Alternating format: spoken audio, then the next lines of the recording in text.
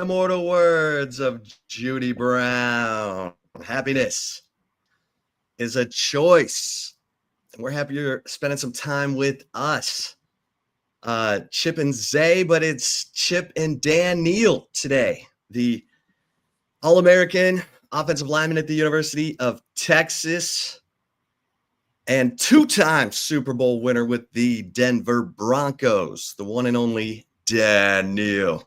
Also the greatest player ever to wear the number 69 at Texas. Hey now. Yeah. Dan, how you doing, man? I'm doing good, Chip. How you doing? Hey, man, I'm excited that you're hanging out with me on a free-for-all football Friday. Yeah. We got lots to get into. We'll have John McClain on, who I guess got you into a little bit of trouble. Well, just so you know, John and I go way back. He's been a sports writer in the Houston area since I was in high school. And I first met him at that time and certainly gotten to know him over the years at certain times. And, yes, he did get me in trouble because it was John McClain. I couldn't tell him no, and I ended up costing him money. Yeah, so and we'll get into this when John comes on. But yeah. He was working for the Houston Chronicle, longtime NFL writer. Yeah. And he wanted to interview you. And at the time, the Broncos offensive line was not doing interviews. Is that right? Yeah, well, you have to remember he was a longtime Houston sports writer, but when I first went to Denver, there was no football team in Houston. So he was trying to find something to write about. So he kind of found his way to arguably the best team in the league at the time. That was the Denver Broncos. We ended up winning those 2 Super Bowls. And so he'd come around every so often just because we were the story. And I had some great time talking to him and visiting with him at that time. And again, like I said, I knew him from high school days and from my time at Texas. So, yes, and I ended up doing something I shouldn't have done, and it did cost me. Well, how much did it cost you?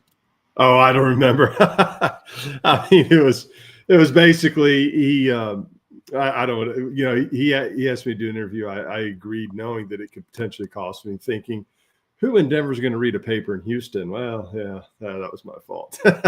They found it, and I had to pay some fine. We had a kangaroo court and offensive line. We had a fine system, and they enjoyed that, and I never heard the end of it.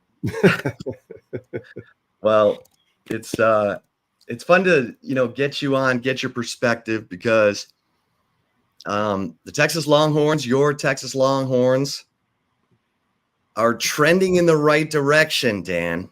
2 straight Final Fours in the college football playoff, and the number 1 ranked recruiting class in the 2025 recruiting cycle. I know you've been an analyst on the Longhorn Network, and you've had a chance to observe Steve Sarkisian and this football program over the last 4 years. What are your thoughts on Texas football right now? Well, first, let me say, when you try to determine the health of a football program, what are you looking for? Well, first off is how many NFL guys are in the football program. Well, this past class had 12 of them, I believe, right? Is that how many were drafted? I think. Yeah. So that's a good thing. I know we're losing 12 guys, or Texas is losing 12 guys, but you're like the fact that they had 12 NFL caliber players on their team, not to mention a few others like Jake Majors who weren't drafted are still high caliber players. That's healthy. The other thing you look at is recruiting class. Like you said, some arguably the top ranked recruiting class in the nation. That's a couple of years that he's kind of put those together, and you're seeing the fruition of that on the field. That's another thing. And I tell you, in today's day and age, the third thing I look at is transfers. No one's leaving Texas.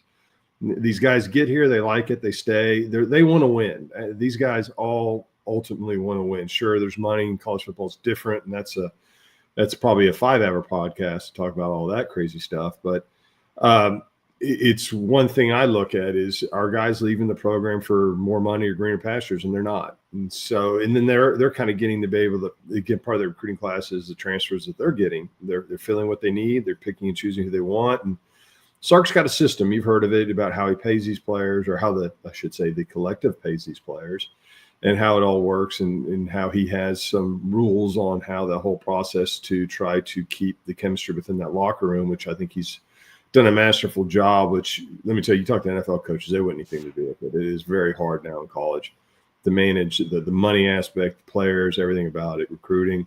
So he's the guy. I mean, he's just done a fantastic job. And you look at him this year, and they're going to be a top 5 team, whatever.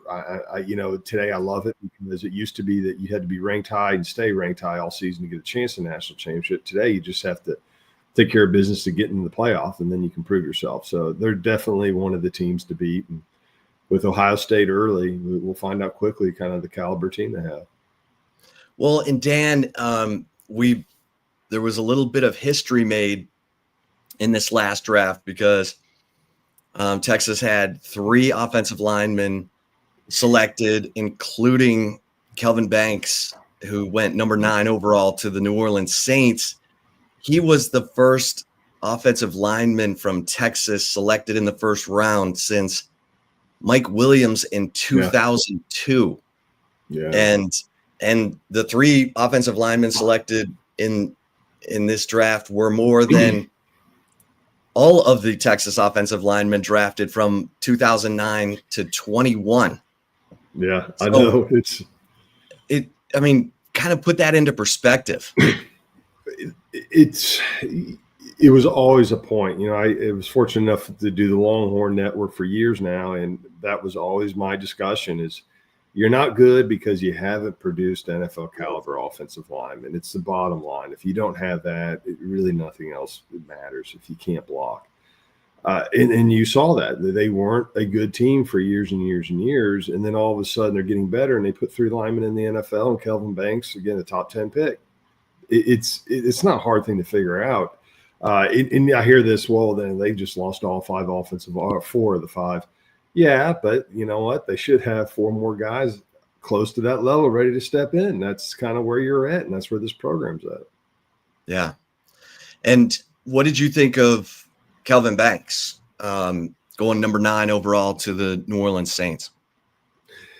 I'll say this. I didn't break down film. I just watched football, and I saw Campbell play a couple of games of the LSU tackle now with the Patriots, play a few games, certainly got a great body type and that he's big and long and all those fun things. But look, I saw him struggle at times. I rarely saw Kelvin Banks struggle. And I get a lot about the Georgia game, again, when he's matched up like the McCall Williams, some great football players. I thought he played pretty well, especially the first Georgia game, but also the second one where they ended up giving up on 7-9 sacks in both those games. It's not all him. You got 3 seconds to throw the ball. You need to get rid of the ball. It wasn't come from his side necessarily. I thought he played well in those games. So I kind of looked at it as like, I don't know if Campbell's any better than Banks in light competition in the SEC. I thought Banks did fantastic. He was the best offensive lineman I saw in my brief watching all season. You're starting to get nitpicky between where Campbell went and Banks went, but Banks, no question in my mind, was easily a top 10 pick. I would have taken him higher, but you know what? I think he's in a good spot. Yeah. I mean, Cam Williams ends up going in the 6th round to the world champion Philadelphia Eagles. He gets to learn behind Lane Johnson. Lane's a great player. I love Lane Johnson, even though he's a Sooner. Look, I'm happy for Cam. I was surprised he went early, again, because now you can make money in college. I'm like, what are you doing? You needed 1 more year, in my opinion. But he wanted to go. He wanted the next challenge. He's in a great team. I know what that's like when you get drafted by a team of that level. Obviously, they're the defending Super Bowl champs. I got drafted by Denver when they had the number 1 record in the AFC the year before I got there. So good teams. It's hard to break that lineup at first, which is probably a good place for Cam. They're probably looking for that guy to step in for Lane because he's getting towards the end. So it's a good situation. I don't expect him to play much next year, but that's not a bad thing. Yeah. I mean, if you can learn from that guy and raise your level, man, there are worse situations. The worst situation would be if he got thrown in on a bad team. Yeah. It's tough. You look at, like I said, with Banks, I think it's a good situation. I think they got an interesting coach in New Orleans now. And usually when you go high, you go to bad teams. I think New Orleans is on a team that could be good here shortly. You get stuck in some places are just like the Browns. I mean, they're just always bad. They're always going to be bad. They can't figure it out upstairs. It's nice when you go to a good team like Philadelphia, especially a team that plays so well up front. They're well coached. They have a good scheme. He's going to be given an opportunity to show that he can play. So it really is a good landing spot for him in the sense that he's with a good organization and a good opportunity. And Hayden Connor, who, like yourself, played everywhere on the offensive line, he goes to the Arizona Cardinals with a 6th-round pick, and that versatility might help him. Yeah, Hayden is a guy I've always liked. I like him on a personal level too. I've gotten to know him over the years. I think he's a great player, a great guy. I'm excited for him. Honestly, Arizona's not the best organization, but it's a great place to live, and they have their moments where they do well. So I think it's a good fit for him and a good opportunity. And that's really all you can ask for is a chance. He can have a chance to compete at Arizona because they're by no means a top 10 football team right now. Yeah. So while we're on the theme of the draft, obviously Quinn Ewers falls to the 7th round, goes to the Miami Dolphins, though, where they've got Tua Tagovailoa and Zach Wilson, who's now been bouncing around the league. I thought, okay, it's, whatever. He fell to the 7th round. That was a surprise. But as far as landing places, I thought Miami was a really good landing place for him because, he's got a chance to make that roster and work his way into a possible starting role eventually. Great opportunity. First off, their head coach McDaniel's guy, actually, I've known since he was a kid. and he's a good guy. He's done really well coaching Tua. He's a quarterback kind of guy. So he's got a chance to learn from, a coach that can coach up quarterbacks and sit behind Tua. Obviously, Tua's a question mark. He's had health and injury issues throughout his career. Zach Wilson can't play. That's a proven fact. I don't care how talented the guy is. He can't play. It's one of those frustrating things to see guys like this that can't even get on the field, yet they hang around the league forever. I don't understand it. But, for Quinn, they're looking for a guy to step in after Tua. Now, you don't usually find that in the 7th round. Let's be honest. You look for your quarterback in the 1st round. If you look at the metrics of starting quarterbacks in the NFL, most of them are 1st rounders. The NFL knows what they're doing when it comes to evaluating talent. They do have the Tom Brady story. So as long as those are out there where guys that go late make it, you're always going to hear about it. It doesn't happen very often. Now, Quinn just maybe needs a moment to have someone work with them, in that next level, given some time to adjust like Tom had. Tom had a year or two, I think, that before he was a starter to learn the system. And I didn't play my first year. It takes a minute to learn what's going on, especially at the quarterback position. So I think it's a great landing spot for Quinn. I kind of laugh, though, Chip. Going into the season, if I were to tell you the last guy drafted off the Texas football team would be Quinn Ewers, would you have believed it? No. Yeah, it's a funny. The draft's a funny business. Well, and the knock was that, the injury history. Yeah, it just scared teams because they probably looked and they saw that he's been injured even going back to his junior year in high school. Of course, he left early to go to Ohio State. Then he was injured each of the 3 years he was at Texas, and that. Dan, having been through that combine and the medicals, that really is the reason, right? The combine exists because NFL teams wanted a reason to be able to do their own medicals on guys. Yeah, and actually when I did the combine, the teams didn't trust each other, so each team would do their own evaluation on you. So you had to go through like 32 of these same evaluations. Now I believe that they have a couple doctors that do it for everybody, and they've streamlined it. But yes, to that point, that's part of the combine. They want to check you out medically to see where you really are. You got to remember, they're investing millions of dollars in these athletes. It behooves them to do their due diligence to make sure they know what they're getting. And Quinn has had some injury issues. I think with him, there's also some throws. I think they have question marks about deep ball. Obviously, we heard of, redundancy on that. So is he a polished player ready to start today? No, but I think Miami said, hey, there's some skill here. We definitely see the talent, and there's some talent here. Let's see if he just maybe needs a minute to kind of settle in, get comfortable, see how healthy, if he can stay healthy, and maybe play for us at some point. Yeah. Well, I think Cowboys fans are excited that Jaden Blue, the electric Jaden Blue, is a Cowboy, but he's got small hands, Dan. 8.25 inch hands. Shoot, if he would only had 8.5, he'd have been fine. I'm laughing because I'm, as you know, Chip, I'm not a huge Cowboy fan. But I just have so much amusement listening to him every year. Like, this is the year. It's just so funny to me. This is the year. Jaden Blue, I think he's a dynamic player. Let's see what he can do healthy. He's given a chance. Dallas is a good spot for him. They really don't have a strong running game. They need help at that spot.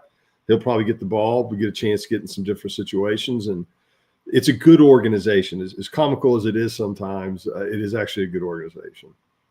Yeah. Jerry Jones. Yeah, Jerry. But he loves his players, and the players love him. He treats the players well there. Yeah. No, that's for sure. Yeah. And he's, you can never predict which way he's going.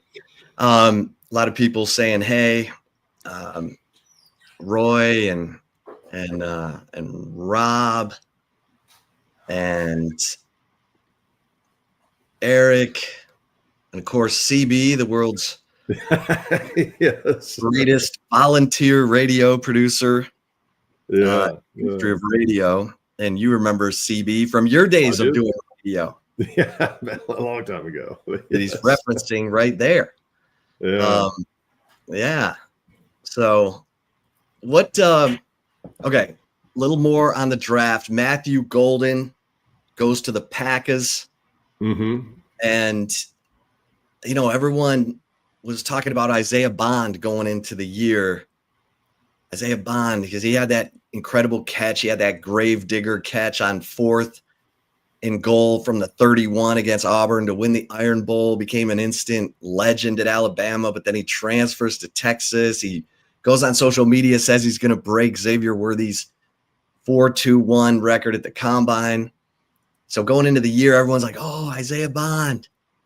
And then Matthew Golden emerges as the guy and runs 4.29 at the Combine. And Bond doesn't run that fast. I mean, he runs, fast. Don't get me wrong, but not 4.29. And then he has off the field issues, doesn't get drafted. As far as I know, he still hasn't been signed as an undrafted free agent. And Matthew Golden is a first-round draft pick. Yeah. It's interesting. You kind of saw that shift as the year went on. Isaiah at the beginning of the year probably was the guy and played really well. And Golden, had moments. And then towards the end of the year, Golden's the guy. Of course, Isaiah was hurt a lot. He struggled through some injuries. And then Golden sort of stepped into that number one spot and rolled and played really well. I was a little surprised he went as high as he did. I'm really happy for him. Green Bay, again, I look at it as like opportunities, great organization, great opportunities. So I think he'll be really happy in Green Bay. And I think they're going to be happy with him. He is definitely a speed guy that can catch the ball and runs, from what I understand, watching, runs really good routes. And they like what they have in him. Yeah, and Barron Sorrell ends up in Green Bay as well. I thought That's right, he had a good, really good final season, but also a really good Senior Bowl. He was the defensive line player of the Senior Bowl, and just like a solid, tough guy who I think could be in the league for a minute. Yeah, no, Barron, I think you kind of looked at Texas and they had quite a few guys sort of that caliber kind of, they were kind of sprinkled throughout the draft, but guys that, like Alfred Collins, good players, good college players, and will probably find their spot in the NFL and hang around for quite a few years if they can stay healthy. And again, it's just kind of a reflection of the talent level that Texas had. Because if I were to say to you, yeah, Barron Sorrell's a definite NFL guy. I mean, look how great he is. I mean, he was good for Texas and he played great, but he didn't jump out at you throughout the season. He did things that made you excited. Just shows you the depth. He didn't get on the field every snap because it's so many other players that are NFL players at that same spot or around those same spots. So, and that's the thing. Some of these guys that are still here at Texas that you're going to see are going to be top picks in the NFL coming up. So they are deep and talented. So, Dan, you were obviously you were at Texas in the 90s. You won 3 conference championships. Mm-hmm. You played on the team that won the Big 12 championship in 96 when y'all upset Nebraska, kept them from going to the Orange Bowl and playing for a national championship, one of the great upsets in conference championship game history. You threw the kick out block on Priest Holmes' 12-yard touchdown run to seal the victory. And so I want to get your perspective now as you look at what's going on with the football players, student athletes earning money, supposedly for their name, image, and likeness, but we know it quickly escalated to basically pay for play. Give me your thoughts on that, and the pitfalls or any concerns you have or not. I mean, you just hear so many different voices right now, and it's we're coming up on the House settlement and waiting for Judge Claudia Wilkin to ratify that. Donald Trump says he's going to put together a college football committee that has Nick Saban on it, and maybe he'll issue a presidential order to try to bring some guardrails to NIL and college football. What are your thoughts? I actually have worked in this NIL world a little bit, and so I actually spent a lot of time, and there's a lot to it. That's why it's really hard just to kind of answer quickly. So many moving parts, and you described some of them. Let me kind of give you my idea of how we got to where we are today a little bit, and I think it kind of gives people an understanding. NIL, in essence, what NIL means is name, image, likeness, and this is what people need to understand. It is not paying athletes through the athletic department, okay? It is outside entities that pay athletes for their name, image, likeness, which is advertising. It's the same thing that, if you remember, Michael Jordan being paid by McDonald's to advertise for McDonald's. Those are the type of deals that was the idea of NIL. What ended up happening is basically every institution, collegiate athletic department, partnered up in a way with what we call collectives. And what they did is they collected money and sort of created a slush fund to pay athletes. Now, the athletes have to do something. They can't just get paid money for nothing. And what they most often do is charity work, because these collectives are structured as 501c3s. So you give money to a collective, it's a tax write-off because you're giving it to charity, and they pay the athletes to do charity work. What it turned, and that's what it kind of morphed into. And so what it is today is an athlete will come to the University of Texas and say, hey, I want to come play football here, and I want $800,000. And the collective sitting at the table and says, okay, we'll give you $800,000 to do charity work. That's that price. That's your market price. And that's what it is. You can call it what you want. That's what it turned into. The NCAA does not like this. So they ended up settling the House lawsuit, which is basically there's a lot of pieces to it, but for the essence of NIL is they're going to have revenue sharing part of this settlement, where that will sort of replace the collectives in the institution. Now the athletic department now will directly pay the athletes, sharing revenue. I think the NCAA hopes the result of this will be these collectives will go away. In addition, the IRS has already come out and said that they're going to reevaluate the 501c3 status of every one of these collectives, which means that they're going to lose it. And so they will no longer be able to pay athletes to do charity work. So they'll actually have to do some jobs.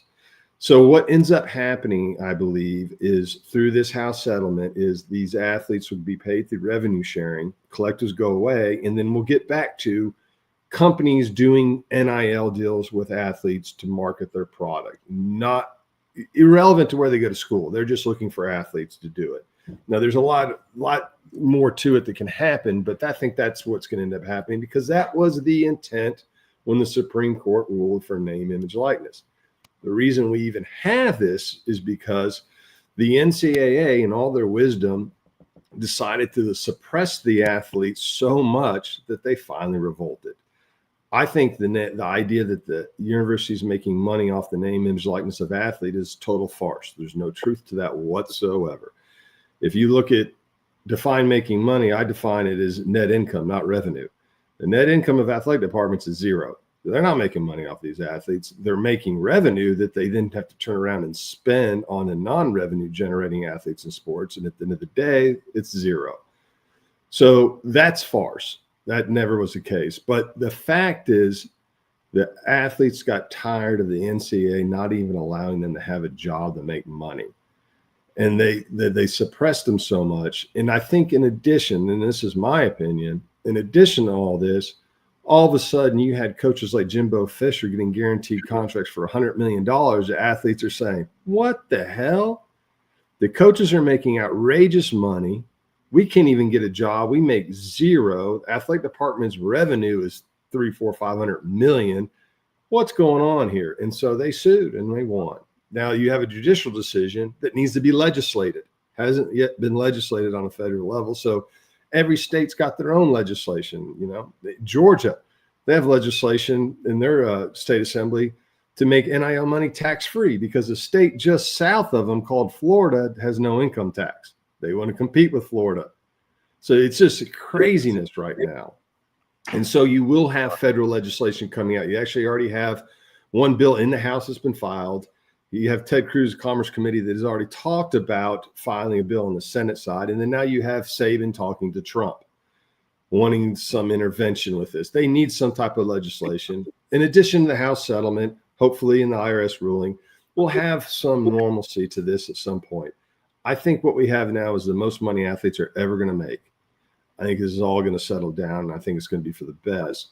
I have no problem with athletes, being treated fairly. I don't like the idea of the NIL. I don't like the idea that the athletes are being, treated unfairly by the athletic departments. Total farce. They are taken care of very well.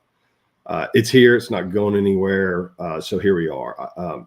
And as far as what it does for the athletes, you know what? It's an introduction to making some money, and we hear about it in the NFL all the time. I get it all the time for everyone. Oh, all those guys go broke. And I'm like, yeah, shut up. If you would have made that money at that age, you wouldn't have any of it either. I think you'll see a majority of these college athletes when they're done with college, they don't have any money. They spend it. Some will save, some will spend. It's just what it is. God, if we could just tell them, put $100,000 in a Roth IRA.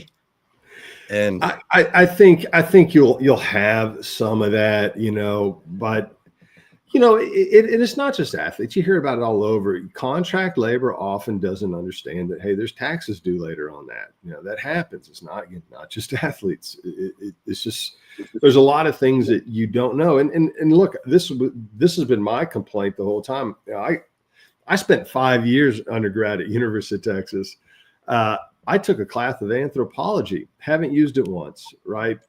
Yet they don't require a basic personal finance class. You're going to one of the best institutions in the world, and they don't even teach you personal finance. It's stupidity.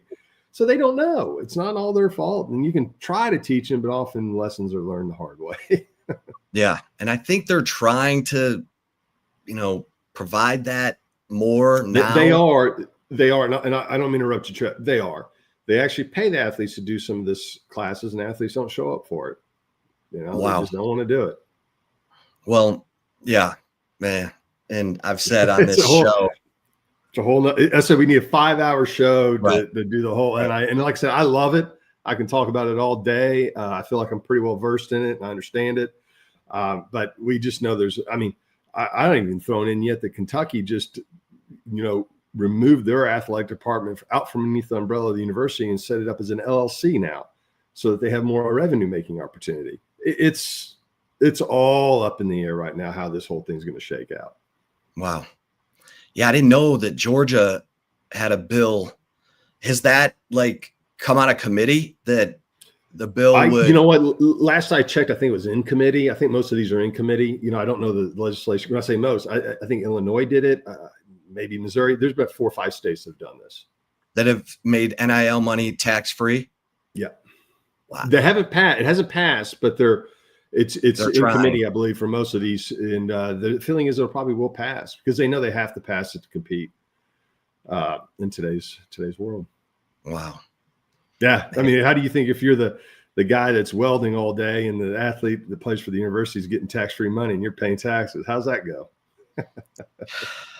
Man, it's crazy what the states did, though. As soon as NIL, came into effect and everyone was unclear about what was legal, what wasn't, then you saw states just passing laws saying the NCAA has no say over our name, image, and likeness. And no control, has no control. So your guardrails mean nothing to us. Mm-hmm. And that's why it's federal legislation or bust, kind of. The states are all losing their minds over football. Well, and that's the thing. You heard about that where Saban talked to Trump when he was in Alabama doing the commencement address, which again, I take Saban with a grain of salt, right? Okay, I have nothing personal against Nick Saban. He's a great coach, but here's a guy that says, I'm getting out of it because of NIL. This is chaos, this is ridiculousness. Yet this guy was getting paid, $10-15 million a year? Right. He had no problem taking that money. Well, that's money out of the athletic department. That's a state institution. That's when things to me, employee. Yeah, that's when to me things got crazy when they're paying coaches that kind of money. So I take Saban with a grain of salt, but I do agree that we need some type of legislation. That's the thing. Saban's talking about, this whole thing. It's already in the process in the House and Senate. It's happening. Now he needs to sit at the table or, get someone to sit at the table with that legislation and make sure it's done the right way and it's the correct type of legislation. The one out of the House, and I forget the legislator brought it up, wants to change the NCAA and make the director of the NCAA a presidential appointee.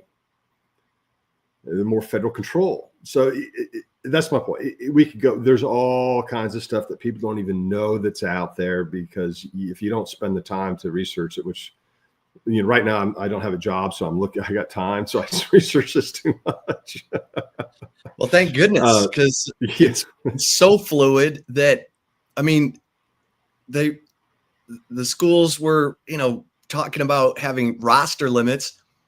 And then Claudia Wilkins says, no, I didn't want that. I wanted it phased out, grandfather the current kids in. I don't want kids losing opportunity.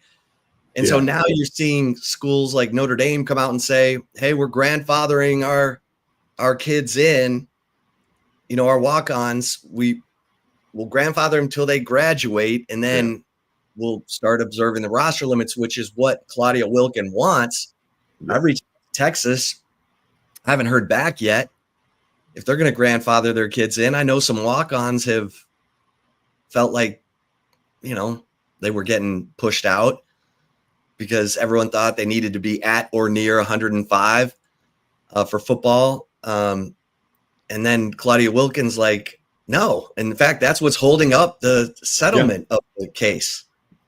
That's the only thing holding it up. Therefore, it will go through. They're going to do just what you just described. They're going to go back and say, well, you can all come back because Claudia's going to make us do this. And you can graduate, but no new walk-ons are coming in. It's going to be a roster or the roster limits, and they're all going to be, scholarship athletes. And in my personal opinion, I think the reasoning of this is now you have a known expense. When you have fluctuating athletes on your teams, your costs can go up and down. When you say 105, that's it. I know exactly what it's going to cost me to have 105 football players. That's what they want because their budgets are about to get even tighter because they all have to come up with $20 million for revenue sharing. and they don't have it. So they're trying to figure out. That's why Kentucky Athletic Department became an LLC to try to generate more money to cover that $20 million. So I think it'll get settled because they'll just grandfather them in, and it's not going to be a big issue. And then from now on, no more walk-ons. Yeah, it's wild, and and you've done a great job of reading up on it, because I mean, it's just crazy how everybody's reacting, and everyone's trying to find a path, and I don't know where this is going to end up.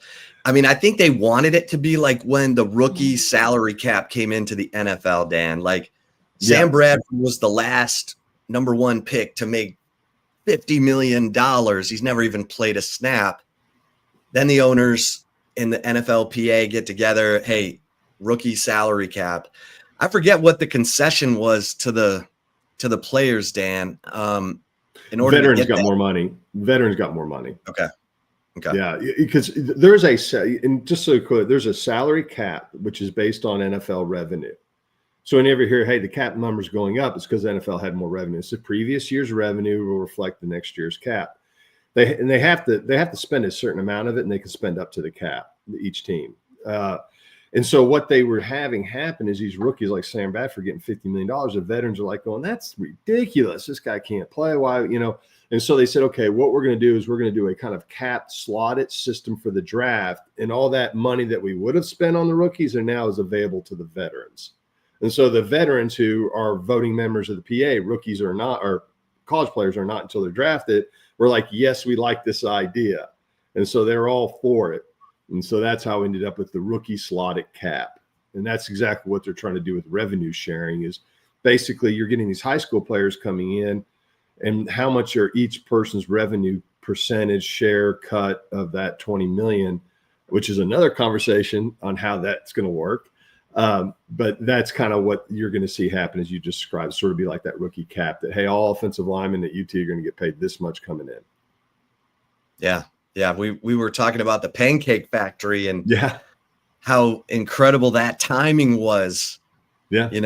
When it came out in December 6th of 2021, and signing day was December 15th, and 5 of the 7 offensive linemen who signed with Texas all signed after the committed after the Pancake Factory announcement. And it ended up being a boon. I mean, you could look back at that signing of those 7 offensive linemen, including Kelvin Banks, Cam Williams, Neto Umezulu, who's going to be probably starting at left guard, Cole Hudson, who's probably going to be starting at center.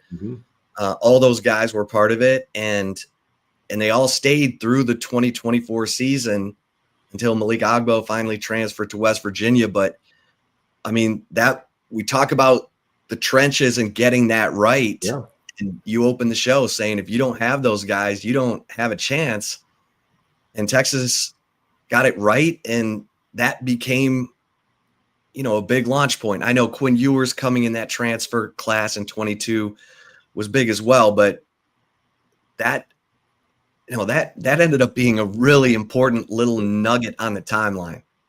Well, it's exactly like you just pointed out. It's not a coincidence. They decided to dedicate more money to offensive linemen, and all of a sudden we have 4 of those guys drafted. And that's what it was when the NIL whole opportunity first presented. So when I say these slush funds and how it's all worked, nothing's illegal. It's all totally above board. You can do this. And Texas just got to the table quicker than a lot of other schools, which they should have.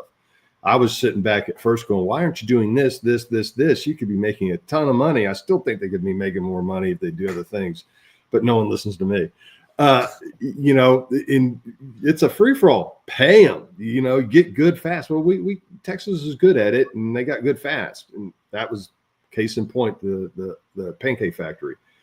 And again, I think we're going to see some controls on it, but right now there's not any. Texas should still be paying out, still be doing it, because that's how you build teams now. Yeah, and it's been interesting. Steve Sarkisian has said, I'm not, I place a value on a certain position or a player, and if it goes above that, we're out. Yeah. And I think he's been pretty true to that, because I know, they were recruiting Dominic Williams on the defensive line. The price got up and they were like, we're out. He goes to OU. And OU thinks they're going to have a good defensive line this year. They brought in a new offensive coordinator who's bringing his quarterback with him. Okay, let's be honest. They brought in John Mateer, and he's bringing the offensive coordinator with him from Washington State. OU's trying to, make some moves because Texas is got a huge lead on them all of a sudden. And think about the role reversal, Dan, because OU owned the Big 12. And then Texas wins the last year of the Big 12 and goes to the SEC title game in their first year in the league. Yeah, no, it's interesting. I point this out to people all the time. Rarely is OU, A&M, and Texas good in the same year. It's because they're all fighting for the same athletes out of high school. Now, it's changed a little bit, the portal and all that, I understand, but that's the core of it. And we talk about Sarkisian, leave the X's and O's stuff. I think people put too much in that anyway. It's managing this team. And as you talked about the way he pays out his structure, he understands if I overpay for an athlete to come here and they don't turn out, I've just upset my entire, core team. So he's got his rules and say, this is what we pay. It ain't good enough. Go somewhere else. And sort of the same thing with the athletes that are there. They probably come in the office and say, hey, I can make more money going somewhere else. And he probably says, well, that's all I'm going to pay you because that's all I pay. It's open. They all understand it. If that's what you decide to do, you can go somewhere else and miss out on a chance to win national championships. I think we're going to do it here. That's why I'm saying they're not leaving because they see I'm making good money and I got a chance to win. I can go somewhere else and maybe make more money, but my chances of win just went down. And they don't want that. They want to win. So he's structured it the right way. He's managing these salaries in essence correctly. Yeah. A couple comments in here. DJ Dog points out Missouri guys can get paid in their senior year of high school if they commit in state. That's correct. How about that? Yep. Talk about, And I think part of that is they're trying to make it tax free too. I think Missouri is one of the states trying to do that. But yes, that is correct, Doug. Because Quinn, CB point, didn't Quinn leave the state to get paid? Yeah, he could, get that. Now he had to graduate high school early. Yes, he didn't leave. He wanted to get paid in high school. He actually petitioned the NIL to say, "Hey, can I make money now and stay here?" Because he was an early graduate and he wanted to stay and finish out at Southlake. And the NIL was like, "No, you can't do that." And so he's like, "I'm going to leave." Now he could have gone to Texas and got paid, but he went to Ohio State, and you know why, and I know why. That's a whole other story. But he ended up going to Ohio State and getting paid just like anybody. He wasn't feeling Tom Herman, and then when Steve Sarkisian comes in, okay, now I'm listening, and he got $1.4 million to graduate early from high school and go to Ohio State, and so but they did try and pass a law after called the Quinn Ewers Law, which would have allowed high school kids to receive NIL payments, and it didn't get out of committee. So you can't get that through Lieutenant Governor Patrick and Abbott. They won't do it. Yeah. that would make high school football bananas. I mean, and look, I'm not saying I'm not against it. Again, that's where I think you're going to see the federal legislation come in and do something about all this. But yes, that's not getting through the Texas legislation system. No way. Yeah. Couple other comments. Yeah, people are. Okay. Well, yeah, we'll get to the Bill Belichick story. We'll definitely get into that with John McClain. Real quickly, Texas does have a new commitment in the 2026 recruiting cycle. 3-star cornerback Hayward Howard Jr. Committed to Texas over LSU and another number of other schools. Howard is from New Orleans.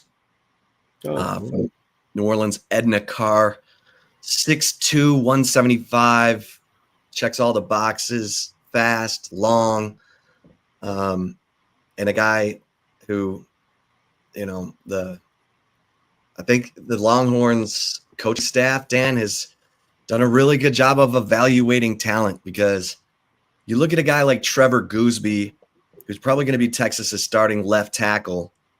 He was a 3-star. I mean, in some services, I think he ended up being a consensus, like, composite 4-star. But, no one was doing jumping jacks when Trevor Gooseby signed. And look at Trevor Gooseby. I mean, and I think they do a really good job of, they know what they're looking for. Yeah. They know what they want. He likes big guys. I don't always agree with that, but he knows what he wants, and meaning Sarkisian. Hey, real quick, for those who don't know, Dan, what did you measure at the combine? Oh, well, my height and weight, I was 6'2", 285. Okay, so that's what you measured at the combine. I think so, something like that. That's what I played at the whole time. That's not what Texas is recruiting these days. They're recruiting 315, 320, 330. Yeah. They like size. Well, and Dan showed you, and you went to the perfect system as well. Yeah. Would you say, Denver? Yeah, I was fortunate. I went to the system where I fit. I did not fit in every team at that size. I get it. I'm not arguing with Sarkisian. I'm not that big on size. I like football players. But if you're big in a football player, yes, obviously you take that. And to your point about the 3-5 4-star, that's why I don't really spend too much time recruiting. Sure, it's great to have a highly ranked recruiting class. It means you're probably doing something right, but there's a bunch of great players that aren't 5-star players. You're just looking for good football players, and you got to kind of dig a little bit to find them. And if you can get the 5 stars, and then you take the time to find some of those gems out there, that's when you're really rolling. And that's what I think, like you said, Sarkisian staff evaluating talent, they're doing a great job of that right now. Well, Quintravian Wisner, 3-star. I remember talking to Michael Griffin, and I'm like, who are you excited about? He's like, I'm excited about Trey Wisner. And I'm like, really? And I think he reminded him of himself, because Griff was a running back in high school who played safety, obviously became a Pro Bowler in the NFL. Oh, yeah. But he, Griff could see the dog in Wisner as I'll do anything, put me anywhere, lined up at receiver, lined up at running back at DeSoto, helped him, win big. And now, you blocked for Ricky Williams, Priest Holmes, Terrell Davis when he ran for 2,000 yards. What do you like about Quintravian Wisner?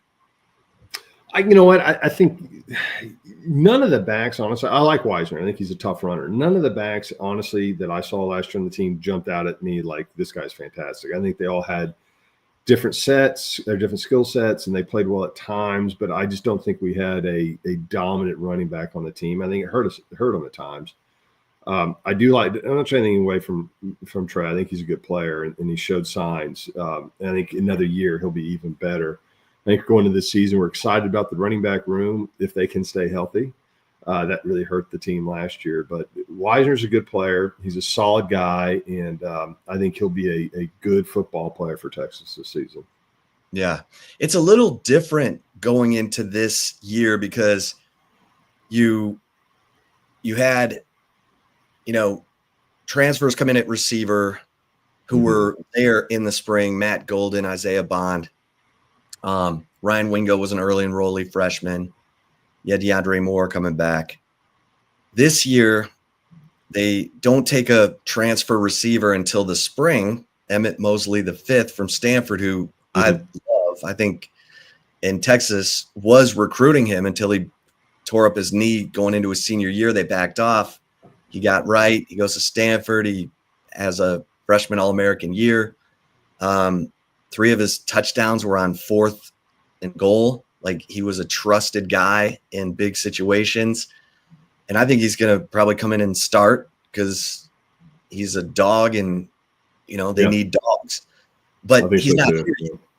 He won't be here until late May, early June. The tight end, Jack Endries from Cal, another guy, 56 catches last year. Gunnar Helm had 60 catches last year, set the record at Texas. I think he's going to be big, but he's not here yet. So there's a lot of stuff that has to come together over the summer and in fall camp for Texas to, be the program that, the prognosticators are saying they're putting Texas top 1, 2, 3, or 4. And a lot of stuff has to come together over the summer and fall, Dan. Well, see, you're speaking as though they have to be good day one. And again, I'm going back to a season's a process. In college, the expectation used to be you had to be good day one because you couldn't lose a game. And that's why we were paying patsies, because they're so scared. I'm glad now we're at least playing real football teams outside of conference. It's funner for the players and the fans. And it's going to be a building process throughout the season. It is a tough schedule because you are in the SEC, so every game's tough. But you build the team through a season, and you want to peak when you hit the playoffs. But you got to get to the playoffs. So that's where I think you look at it. It's a marathon, not a sprint. You start with camp. You get these guys in because there's going to be some new guys that step in roles. And there's some returning guys that set the standard, and you got to gel all these people together, and that's Sark's job, and everyone come together for the common goal. And it's more like an NFL team than a college team to me, because guys are coming and going so much in college now. Used to be, hey, I was recruited with these guys. I've known these guys. It's our time. It's not that way. So I see it as though you got some key pieces. You're going to a tough place in Ohio State. That's the first game, right, Chip? Yeah, August 30th. So, I mean, as I'm sitting there talking to you, I hope Texas wins. Do I feel like it's a lost season if they lose? Not at all.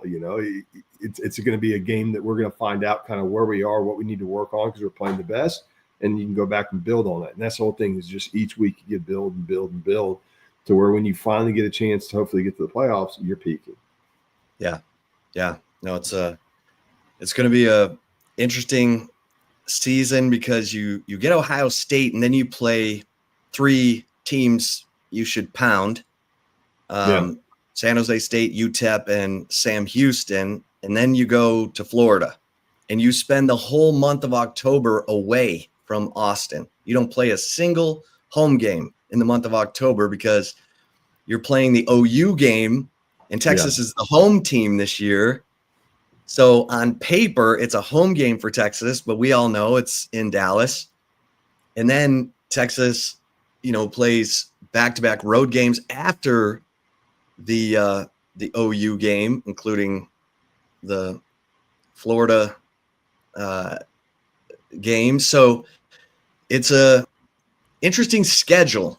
And I kind of said, hey, no one's going to be talking about how fluffy Texas's schedule is because of that, Dan. And you're playing, Texas is playing at Florida on October 4th, then OU, then at Kentucky, then at Mississippi State. And then they'll go to Georgia on November 15th. And last year everyone was like, oh, Texas got a sweetheart of a deal in the schedule making. And, they got the tough games at home. They got Georgia, they got Florida, but this year they got to go there. So, but I got sick of that last year too. I'm like, really, it's a sweet deal. Our 2 big rivals besides Oklahoma, Arkansas and A&M, are on the road for both. That's a sweetheart deal. Explain that to me. Yeah. It's the SEC. It's tough each and every week. I mean, Kentucky, everyone's like, oh, it's a patsy. Kentucky's good last year. And let me tell you what, a Florida team, we were lucky they were playing that 3rd-string quarterback, because I was at that game. I saw a lot of opportunities missed because they didn't have a quarterback. They had a quarterback. That was a totally different game. They're a good football team. So, yeah, we're going to say this each week. And not doing the Longhorn, or doing the show on KX and Longhorn Network show, we talked about it each week. It's interesting each week. That's what makes this fun. And, as a player, obviously playing at home's, easier than going on the road. But, hell, I'd be excited to go to Swamp and play. Let's go find out what it's like, and let's see how good we really are. We're going to get tested each week. That's fun. Yeah. Real quick, what are your thoughts on the short yardage and goal line stuff? Because it's kind of haunted Texas each of the last 3 years against TCU.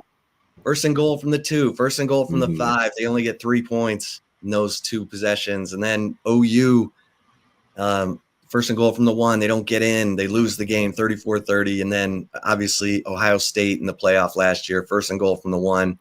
They don't get in. As an offensive lineman, what are your thoughts on rectifying that? I think what helps those situations is a strong running game.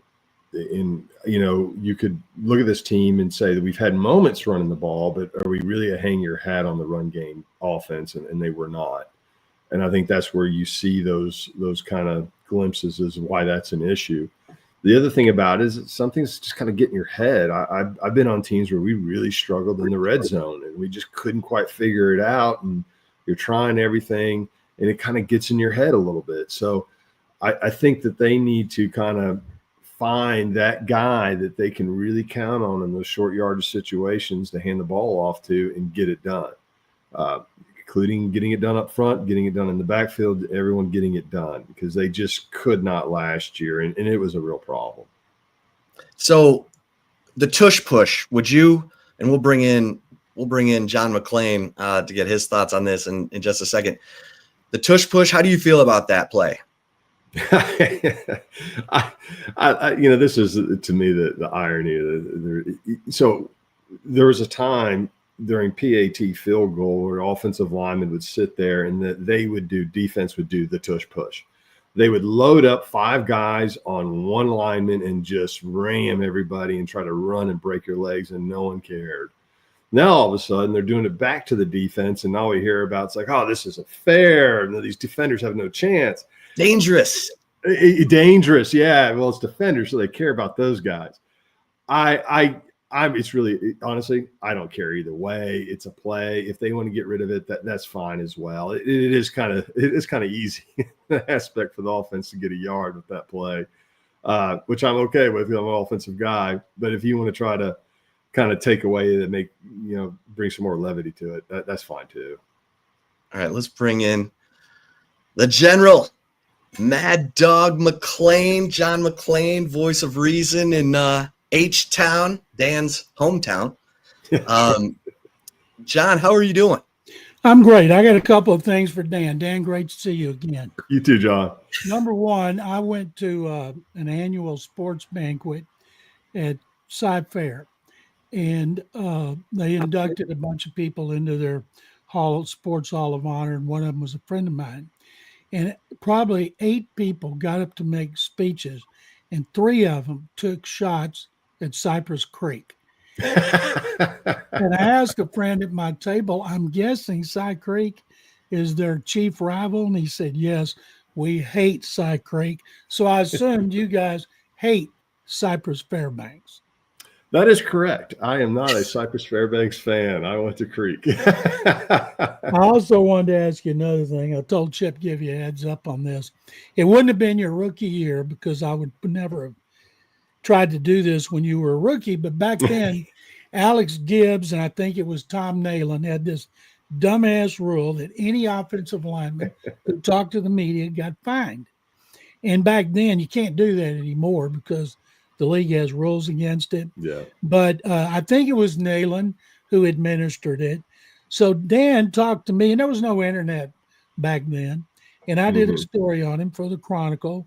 Somehow, Adam Schefter told me somehow somebody found out about it and told him, and you got fined. Is that true that you got fined for talking to the Chronicle? John, that is true. Normally, I would never have talked to the media, but, John, I go way back. I couldn't tell you no. I figured who is going to read a paper in Houston and Denver? Because you're right, there was no internet back then. And someone let the cat out of the bag. Maybe it was Schefter.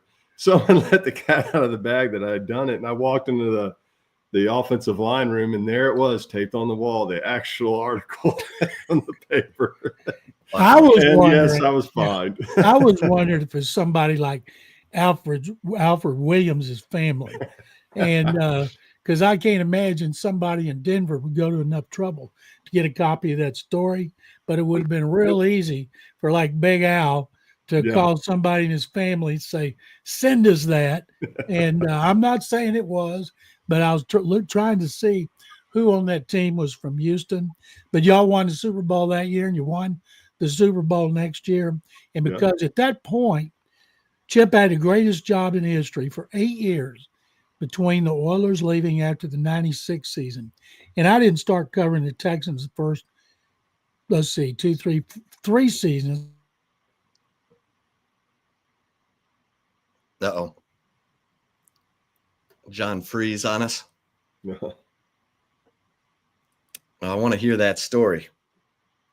Let's see if we can get John to reconnect. There he is. Did you freeze up with that was the best take I've ever given? Darn it. So you said you did not cover the Texans the first 3 years. Yeah, and I went anywhere I wanted, wrote how much I wanted. And I love Denver, and I love covering the Broncos. So I spent a lot of time in those 2 Super Bowl seasons in Denver, getting points at the City Center Marriott. But I was staying with Adam Schefter. So I was double booking. There you go. See? Well, with John Womacher, did mention is when he would come to town, I would sit and talk to him. I think that's where they start to figure out that maybe I was doing an article with you, because he'd tell me old stories about the Oilers, like when the team I watched as a kid. And so I loved it. It's like, oh, tell me about, Bruce Matthews. And he'd tell me his old stories. So it was awesome. Those were good times. Oh, yeah.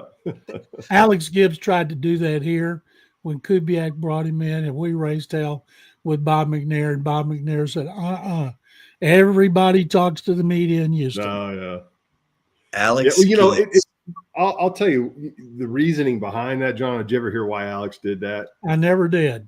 I'll tell you why Alex did that. Alex Gibbs was my offensive line coach who John's referencing. He had a doctorate in psychology. A lot of people don't know that, and he liked to use it. He was a total head guy. And his theory was he didn't want a situation after a game where, guys' emotions are running high to say something that could be misinterpreted by another offensive lineman. It was pretty much just offensive lines. He wanted the 5 of us to be a unit. And he was worried about that happening. So the way to solve that, just don't talk to the media. That way you never are airing your dirty laundry. It's always in-house. And it was actually a good solution to that problem. But as your point was, towards the end, we still kept doing it after Alex left, but the NFL was mad about it. We would get heat every week for not doing it. No, I would have recommended to Alex, don't take offensive linemen you can't trust. Right. Yeah. That's got to be part of the player evaluation. By the way, Dan and Chip on the tush push, I think legislating against it is a coward's way out. If you can't stop it, then you shouldn't be able to legislate it. As somebody pointed out when it came up to league meetings in March, if in the late 50s, when Johnny Unitas and Sonny Jurgensen were throwing the ball down the field like crazy and winning championships, there probably would have been a big segment wanted to outlaw the deep ball. Yeah. I mean, you're right. Yeah. What do you think is going to happen, John? I think they will outlaw it, but it will not be the tush push. It'll be not being able to push guys forward, whether it's on the sideline. But that's exactly what it's meant for. And I feel bad for the Eagles. They won a Super Bowl. They mastered it.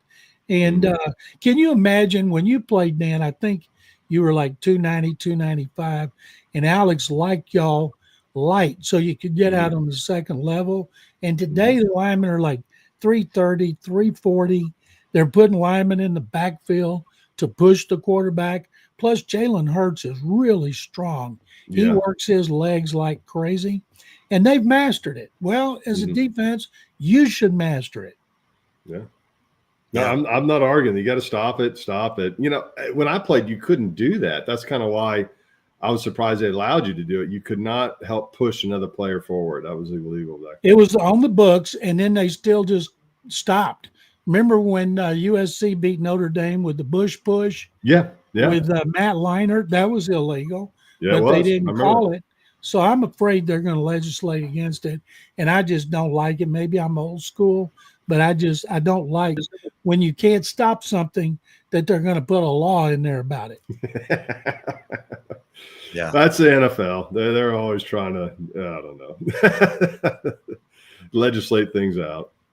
Well, Dan, I I should have cleared this with you ahead of time, not to put you on the spot, but John Elway, obviously in that golf cart situation with his agent, representative, business partner, friend. I mean, that was just an awful situation, but I guess there was, witnesses who said it wasn't like they were driving crazy. He must have just been leaning the wrong way or something, but could have been standing too. They had too many people on that cart. Yeah. I mean, your thoughts on that. 'Cause you've obviously played with John Elway, probably knew Spurbeck. I didn't know his agent. He had two agents. He had that outside business deal agent. His agent for football I knew. But the thing with John, I just look.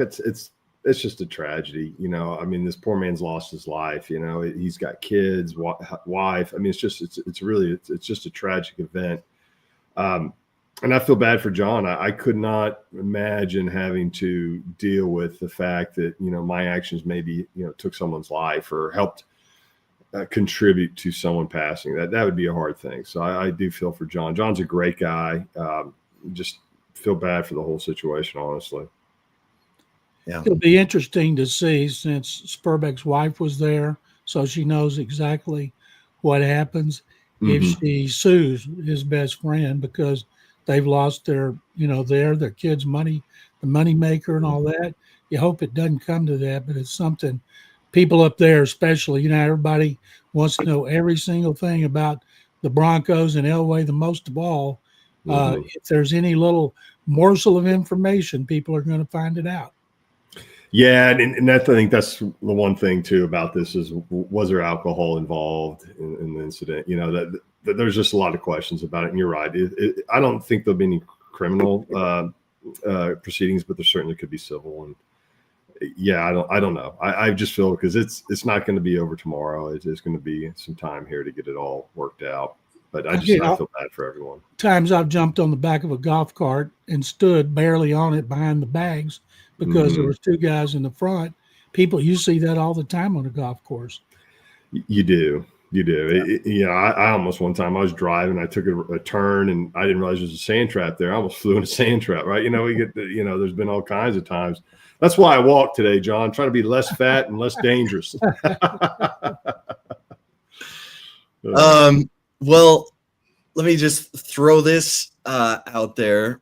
Jahdae Barron going to the Broncos, where he joins Brandon Jones, former Longhorn, and PJ Locke, former Longhorn, in the secondary. Dan, any quick thought on that? I love the pick. First of all, I love Jahdae Barron. I think he's a great player, great guy. I think if you look at the Broncos situation, because they have the best corner in the league in Surtain, and I think they locked him down. John, didn't they lock him down long term? They did. Yeah.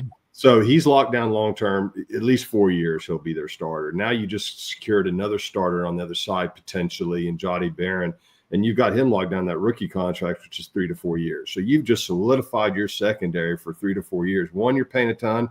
The other, you're paying nothing. So it's a good position to be in for the Broncos. And I think they said by far the best player available is this guy, and we're thrilled to death to have him. So I'm excited as a Bronco fan that I think they've just given themselves one of the best secondary, if not the best secondary in the league for the next 4 years. They strength of the defense last year was up front, but the coverage was great. Their defense is tremendous. Vance Joseph's done a great job. Don't know if that'll help him get another job. And now with the emergence of Bo Nix, and we know Sean Payton can coach offense in the passing games, they got it going on. I'll be interested to see if anybody picks them to finish first over the Chiefs, because people get tired of picking the same team every year. I wouldn't do it, but if any team is going to do it, it's going to be them. Yeah. The AFC West is going to be a fun division to watch this year. Yeah. 4 Hall of Fame coaches. I've never seen that in my 49 years of covering the NFL. I've never seen a division that had even 3 Hall of Fame coaches. Yeah, what do y'all think of Pete Carroll with the Raiders? Ashton Jennings is going to be Rookie of the Year to me. And he's got a quarterback he loves. He's got issues in his offensive line. They still got a lot of holes, but if they could win 6 or 7 games, that would be a huge improvement. I think in addition to that, I think the coach at Oakland, excuse me, I'm showing my age. The coach at Las Vegas, you have to be able to manage that situation, that ownership, and I think Carroll can. Not everyone can, because that's kind of a messy place, but I think Carroll can, and I think he's actually in a good position to do all right. Yeah, that's gonna be wild. And then San Francisco. John, you think they're trending in the right direction, or what do you think the 49ers are doing? I don't think they're trending in the right direction. I don't think they're going to make the playoffs. Although this might be good for Kyle Shanahan to be in this situation because everybody picks them to go to the Super Bowl or contend for the Super Bowl. But they got rid of a lot of players, and that Trent Williams has been a great offensive lineman, left tackle. He'll be a first ballot Hall of Famer, but he gets hurt a lot now. So they're just not as good as they were. I think in the NFC West, the Rams are going to be the key team. Seattle played well last year, and Mike McCarthy, Mike McDonald's first year, Mike or Mark, I can't remember. McDonald's first year as the head coach, but they got a new quarterback, Sam Darnold, who's playing for a new contract again. But the one I'm most interested in is the AFC West, because top to bottom, there's never been a division that had great coaches. Now, the Cowboys, in the NFC East, you had some great coaches who are in the Hall of Fame, but I can't wait to watch the West. AFC South and the NFC South should be the worst divisions again. Again, I was going to say, aren't they usually? Well, the 49ers issue last year was they couldn't stop the run. So they drafted Alfred Collins to come in and help stop the run. Well, it's going to take more than one guy to do it, but it's a great opportunity for him to get in and play immediately and be that run stuffer. I think I'm a big Niner fan. John Lynch and Kyle are great guys. Is that they had kind of leveraged themselves to win, and they didn't get it done, and so now they have to cut everybody and sort of almost a rebuild because the salaries got so bloated to try to hold on to all those guys. And so I think you see a little bit of that right now. Yeah. Now Deebo Samuel's in Washington. Yeah. Just great. Team that took out my Lions in the playoffs. I forgot about that. The Washington no names. Yeah. Yeah. We got Detroit. John, you can count on Detroit, can't you? I'm hoping Detroit wins the Super Bowl because no fan base is more deserving. That includes Buffalo. Yeah. I do agree with you there. I'm a big Buffalo fan in that they have a great fan base. Detroit's tough for me, John, because they have an Aggie coaching them, and I just can't pull for I pulled for Gary Kubiak, but I do like Campbell. I do hope they do well. I'd love to see Buffalo and Detroit in the Super Bowl. At least one of those long-suffering fan bases would be happy. And after that, maybe 10 years from now, the Browns will get in, and they have won championships since '64, and their long-suffering fan base will be appeased. Yeah. Well, John, I got to ask you about George Pickens going to Dallas. Going to line up with CeeDee Lamb, Dak Prescott. Your thoughts? I saw a chart yesterday of every head case wide receiver that Mike Tomlin has gotten rid of. Every one of them did worse after they left. I remember when Antonio Brown went to the Raiders, everybody thought, wow, they didn't get much for him, and he was even worse. And George Pickens, he's kind of a dumbass, and he's no discipline, but he's an incredible talent. If he's ever going to play, last year of his contract, just go in there, and when you don't get the ball, don't pout, show up on time. He was always late. That's what bothers me is players who are late. You find them the maximum allowed under the CBA, they don't bat an eye because they make so much money. I think it's a great move by the Cowboys, because if it doesn't work, contract's up, he's out, you get a third-round compensatory pick, and you gave up 3, so why not? That means that he's never going to be doubled. It'll always be CeeDee Lamb. And Dak Prescott, when he's healthy, can throw the ball. You couldn't ask for better opportunity than Pickens, but I'm fully expecting him to blow it. It's funny, John. Let me tell you, I appreciate that because I didn't really follow much about Pickens, and I saw that deal. I knew what a great player he is, and I thought to myself, "Oh, he's a problem." You can just tell. Yeah, there's something to that. They're so. Oh, I think John froze again. Dan, did you have any knuckleheads in Denver who were always late? Not late too much. Definitely had knuckleheads, but most of the guys would show up on time. As John was pointing out, there's a whole fine system, and there's a dollar figure that's set. It doesn't hurt too bad for these guys when they get fined, but I just couldn't imagine, continually walking into that team meeting room late because everyone sees you. And that's just, there's something wrong with you if you're like, you don't care. That's a problem. How would you like it, Dan, if you were on the 10-yard line and you were blocking your ass off, doing everything you can, and the back turned the corner, he was headed for the left pylon, and there was a safety there, and there was George Pickens, 6'4", 220, right there, and he didn't even attempt to make a block, and they tackled him at the 2-yard line. That happened, and he got blasted because of that. You're right. He just acts like he doesn't care. And if I were a lineman or a receiver or tight end who blocked, I would have been infuriated. Well, I point out, I get asked questions like that, John, and I always say to people, that guy wouldn't have been on our team because Shanahan wouldn't have put him there, and that's why we were good. We didn't have that. I mean, the two receivers we had blocked their ass off every play, and that's what you have to do to win, and that's why I kind of look at that. To John's point, Dallas needs some help. They're taking a chance on a guy. You're probably right. Probably won't work, but kind of like, why not? Worst thing you can do is just tell them, hey, just go home. Don't even bother coming to the facility anymore. Just cut them and be rid of them.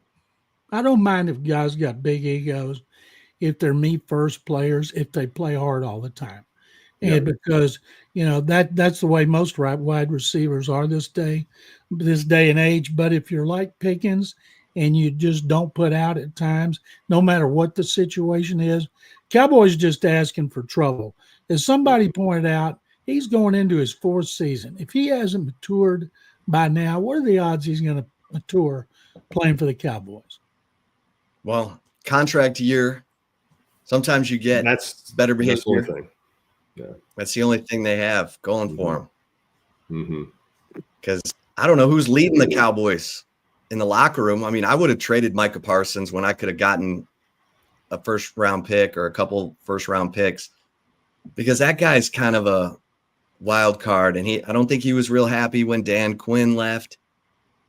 We'll see how he responds this year, but he's not exactly the tip of the spear alpha leader you're looking for on the field, off the field, with his podcast and everything. Am I crazy? He should spend less time on his podcast, because you guys know anytime you do a podcast and a player says something, it creates huge news, and then it becomes a controversy and a distraction. Dak Prescott should be the leader of that team on both sides of the ball, but should be somebody on defense step up. I don't think he's the guy. He's their best player, but he just doesn't seem like being the leader type. And I'm not sure who it is because I'm not in that locker room, but they need somebody to step up. Hopefully Prescott can take care of Pickens and get him on the straight and narrow. Mm-hmm. Dan, John Elway was the leader of both sides of the ball, or was there a defensive leader when you all were winning Super Bowls in Denver?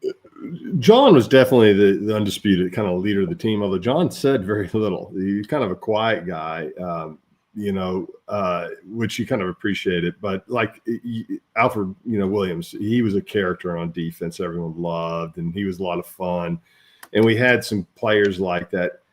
Steve Atwater. I mean, we've had like 5 or 6 of those guys in the Hall of Fame. All of those guys were leaders, but they led the right way because they led by follow me. They did everything harder, faster than anybody else. They worked their butt off, and that's kind of how we worked. We led by example, and the levity that was brought to the team. We had some characters, and then we had some guys that, demanded everyone do it the right way. When I say some guys, most everyone on that team demanded you did it the right way. And the result was we won a lot of games. Yeah, no doubt about that. John Lynch, did he overlap at all with you? Yeah, I played 2 or 3 years with John. And then he went to Tampa? But after Tampa, he came to Denver. Okay. Played a few years with me at Denver, and great guy. Love John. It's kind of when San Francisco hired him as a GM, I kind of smiled and said, "Well, now they're going to get good." And he's done it. I mean, with zero experience, he's in the booth, goes in there, and right away they put together some great teams. John's a very smart guy, and very focused. I mean, the guy was really intense about everything he did, but a just really nice guy. Good guy to be around. He was. It's amazing to me. He played 15 years, was one of the most physical players in the league, and he still got any brain cells. I was with him in Tampa at a dinner when Kyle got the job, and he called Kyle out of the blue and said, "I would like to talk to you about leaving TV. I've always wanted to be in a front office." So they got to talking, and they met. Kyle has final say on everything. So he got him, gave him both good contracts. They've given them extensions. It's been a great deal for them in the Niners. And there's no doubt in my mind, if they're not back this year, they'll be back next year, because there are not many duos that are as good as they are. Yeah. John, who makes sense? I didn't know that. I didn't know that's how John ended up there, John. I appreciate that story. Yeah. John, who makes sense to be the quarterback of the Steelers? Well, there's only one. That's going to be Aaron Rodgers. Everybody thinks they have a handshake deal. And once he determines that his family members or his close friends, somebody close to him has issues he's having to deal with, and at some point, whether it's the mini camp, start of OTAs, or maybe the start of training camp, everybody thinks he'll be the quarterback of the Steelers. If he's not, they're in big trouble. Well, there's rumblings that maybe Kirk Cousins could still be in the picture. Yeah, I don't think they're going to trade Cousins. Why would they trade Cousins? Number one, he got benched last year. Michael Penix hadn't played a full season. Quarterbacks can experience sophomore slumps, just as C.J. Stroud, and they paid Cousins most of the money they owe him. I would not do it unless a team thinks of going to the Super Bowl or the playoffs, loses a starter, and will give them something way more than he's worth instead of a 4, like a 2. And the best time to do that is wait into the season. Yeah. Yeah, that could be wild. What's going on with the Texans, John? They had a rookie mini camp today, first of 2 days, and there's nothing more boring than a rookie mini camp. You can't hit. It's not like when Dan played and they bang on each other from day one. And you can't hit. Linemen can't do squat but play patty cake.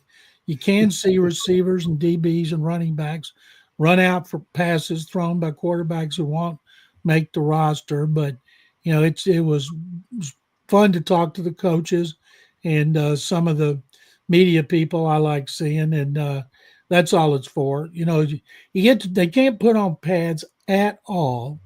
There's Alex Gibbs almost got him find a draft choice when they want a player who had no chance to make the team, a lineman, surreptitiously recorded Alex in the off season having the players hit each other, and they turned it in outside the lines, did a big deal on it, but they never did take a draft choice from him. And now you can't do that anymore. They literally it's all mental, and the linemen just sit there talking to each other. See, wow. I love talking to John these stories. I mean, Alex did that all the time. What'd you call him, Little General? Dan? No, Napoleon on speed, John. Napoleon on speed. Napoleon on speed. Oh, that's a great way to put it. One of the greatest line coaches in history, but he was old school with a capital O and a capital S. Yes. Okay, John, we got to ask you about Bill Belichick. I mean, this has gotten weird. I love it. I'm fascinated by it. I can't get enough of it. The thing that hadn't got much attention, his son Steve, his defensive coordinator, is a really respected coach. His wife went on Instagram and took shots at Jordan Hudson after the CBS interview. And I'm thinking, what are those sit-down dinners going to be like for the family? And today I was listening to, I think it was Sirius, when I was in the car, and they were having a contest. Let's see, to name the soap opera that they were starring in, meaning Belichick and Jordan Hudson, and the winner was the Young and the Lifeless. Oh my goodness. Yeah. So the story number two was the Vixen and Viagra. Oh man, these are good. Young and the Lifeless. Vixen and Viagra. Because there was a story that came out that she'd been banned from the facilities. And then North Carolina came out and said she's welcome in the facilities. She will continue to represent Bill Belichick in his personal, whatever. In other words, stay the hell out of our business. Yeah. Well, I thought he's going to be a one and done all along. I've heard 2 national talk show hosts say on the air, they thought he'd be back next year. If nobody wanted him last year, before he got involved in all this, why would they want him next year? Yeah. It just looks like.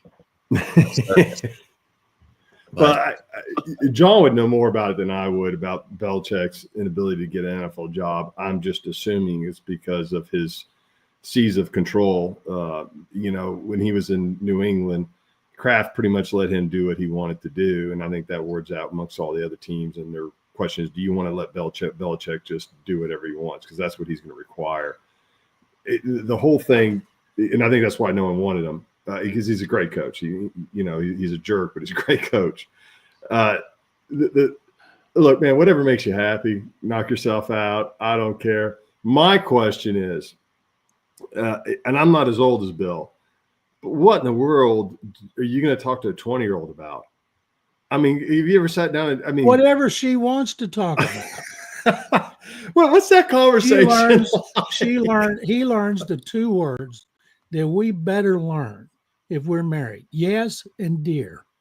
One of the things about Bill, when he interviewed with Atlanta, word was that Arthur Blank, he's the only owner that talked to him, called Kraft, and Kraft trashed him. Now, in Bill's book, there's no mention of Kraft anywhere. Yeah. How can that be? Kraft gave him a chance. He gave him money, gave him total power. That just shows you how, when Belichick was fired, how bitter he was over it.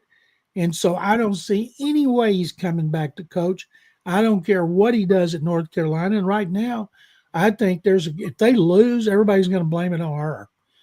And if they win, nobody will give her any credit, and they shouldn't, because it'll be all about Bill and the staff. Can you imagine what those players talk about? We're talking about kids, young boys, when they see her on the field and they're talking about her walking by in that long coat she was wearing in the spring. And the thing is, Julian Edelman said yesterday, Belichick preached to them every day, no distractions, eliminate the distractions. Yeah. And what does he have? The biggest distraction in the country. Yeah. So, John, do you think he was looking to coach 1 year at Carolina and then get back to the NFL? No, I think he was looking to coach at Carolina because nobody in the NFL wanted him. And you think it's a one and done? I do, and I thought that way before I knew any of what's going on lately. It just could be such a spit show, and I can't wait. It's like a wreck. You can't take your eyes off of it. Oh yeah. Oh, it'll be fascinating. Yeah. Right, because everything going on seems to be a direct, dichotomy from where he was previously. And look, she's the gatekeeper. We know it's undefeated. And Bill's like, I'm 73. I'm with this young thing. But yeah, those players got to be going, what world are we in right now? Young and the lifeless, apparently. His new nickname is Mr. P. Whipped.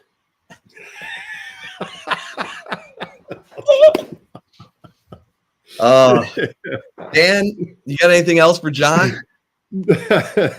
I just quick question. I know it's still early, John. I was a big Gunnar Helm fan last year for Texas.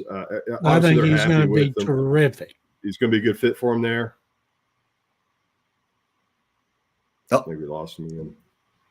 He froze. Yeah. So Gunnar Helm to the Tennessee Titans, where he needs to bond with Cam Ward. Am I lost here? I thought Helm went to Houston. I think Helm went to Tennessee. Let me double check that. I told a friend of mine with the Titans today he's going to be their best pick outside of their number one pick. Oh, Helm. Okay. And I apologize. Yeah. I thought Helm went to Houston, but he went to Tennessee. Okay. He's with the Titans, and I thought it was a really, really good move for them. Okay. Yeah. So now he's guys, thank you very much. Dan, it's great seeing you again. You too, John. Yeah. And go great Creek. Talking to you. Go Creek. That's right. Yeah. Chip, thank you very much. Talk to you next week. Thanks, You're guys. The best. Thanks, John. Here he goes. John McClain, the general, Mad Dog McClain. He's in the Pro Football Hall of Fame for his coverage of pro football. I apologize about that. I thought Helmer went to Houston. Sorry. Well, they were once the same, you know. Yeah, I know. I'll tell you something, John McClain, you know this, arguably one of the best, if not the best sports writers out there. And when it comes to NFL and football, that guy knows everything. And like I said, when he'd come up to Denver and visit, he'd sit at my locker and I would pick his brain about everything in the NFL because he knows all the stories and they're just fantastic.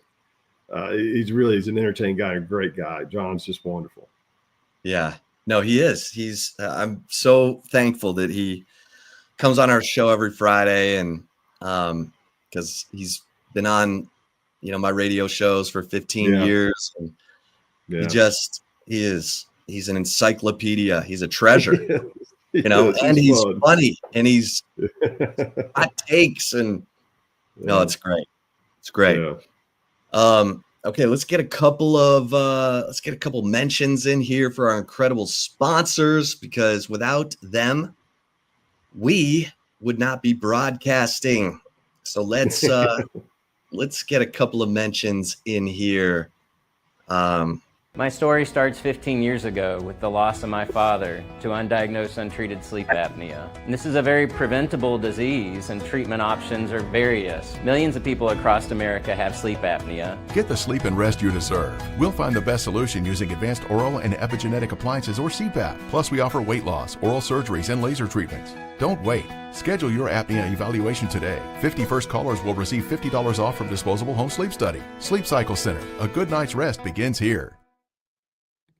And don't forget, if you tell them Texas Sports Unfiltered sent you, you get $100 off your sleep study. So you get an even better deal than that ad just said. So if you're snoring, it's not just annoying to the person next to you. It could be the sign of a major health issue. And as Dr. Chad came on our show and said his father died of sleep apnea at age 60. He's committed his life to making sure that never happens to anyone else again. So go to sleepcyclecenters.com and make an appointment. Tell them Texas Sports Unfiltered sent you. They're going to take $100 off your sleep study, and it's worth it. Get the information. And if you have sleep apnea, you're going to have a remedy. I have an oral appliance that holds my lower jaw open when I sleep, and game changer. So, let's, we've got, of course, our man, Tom McKay, and audiovisual consultations, who looks out for us. If you're ready for the big screen of your dreams, you just call Tom McKay at 255-8678. He's going to bring everything to you. You don't need to be lugging TVs around town, punching holes in your drywall. Let Tom do it. And if you love hockey, he'll talk hockey with you while you're getting that big screen or the new media room, electronic shades, surveillance, new lighting, whatever whatever it is you're looking for that's audio or visual, he's got you covered. Cover 3. That's my jam. That's my place. It's where I go. Hang out with the homies. Great food, great vibe, great drinks. They got the $7 social hour menu, which has the firecracker shrimp. I mean, the food, the service, everything's top notch. Oh, and I get to watch my favorite team. If you want to watch Texas softball tonight, go to Cover 3.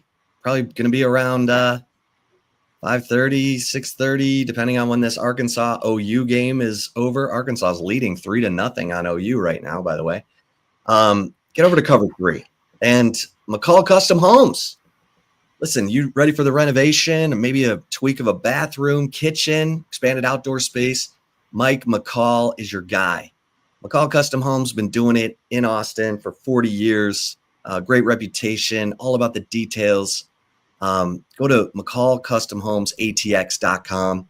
Have Mike come over, talk to him about your vision, and see what his vision and your vision look like. And he's going to give you a great price, and he's going to oversee the project from start to finish. It's not going to be, hey, thanks, and send a crew and you never see him again. That's not how it goes. So get over to McCallCustomHomesATX.com and make an appointment for Mike to come out, check everything out, see how he can help you, adding value to your home, but also making your home just the way you want it.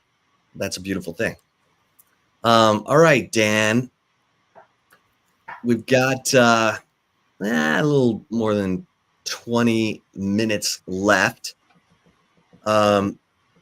What's on your mind? What you've been doing a lot of research into the whole NIL world, but what else is on your mind? Anything grab you with the NFL draft or anything Longhorns football related that you're thinking about going into this season? Arch Manning, probably ask you about Arch Manning. Can't have a football show in Texas without mentioning Arch Manning. You got to talk about Arch Manning.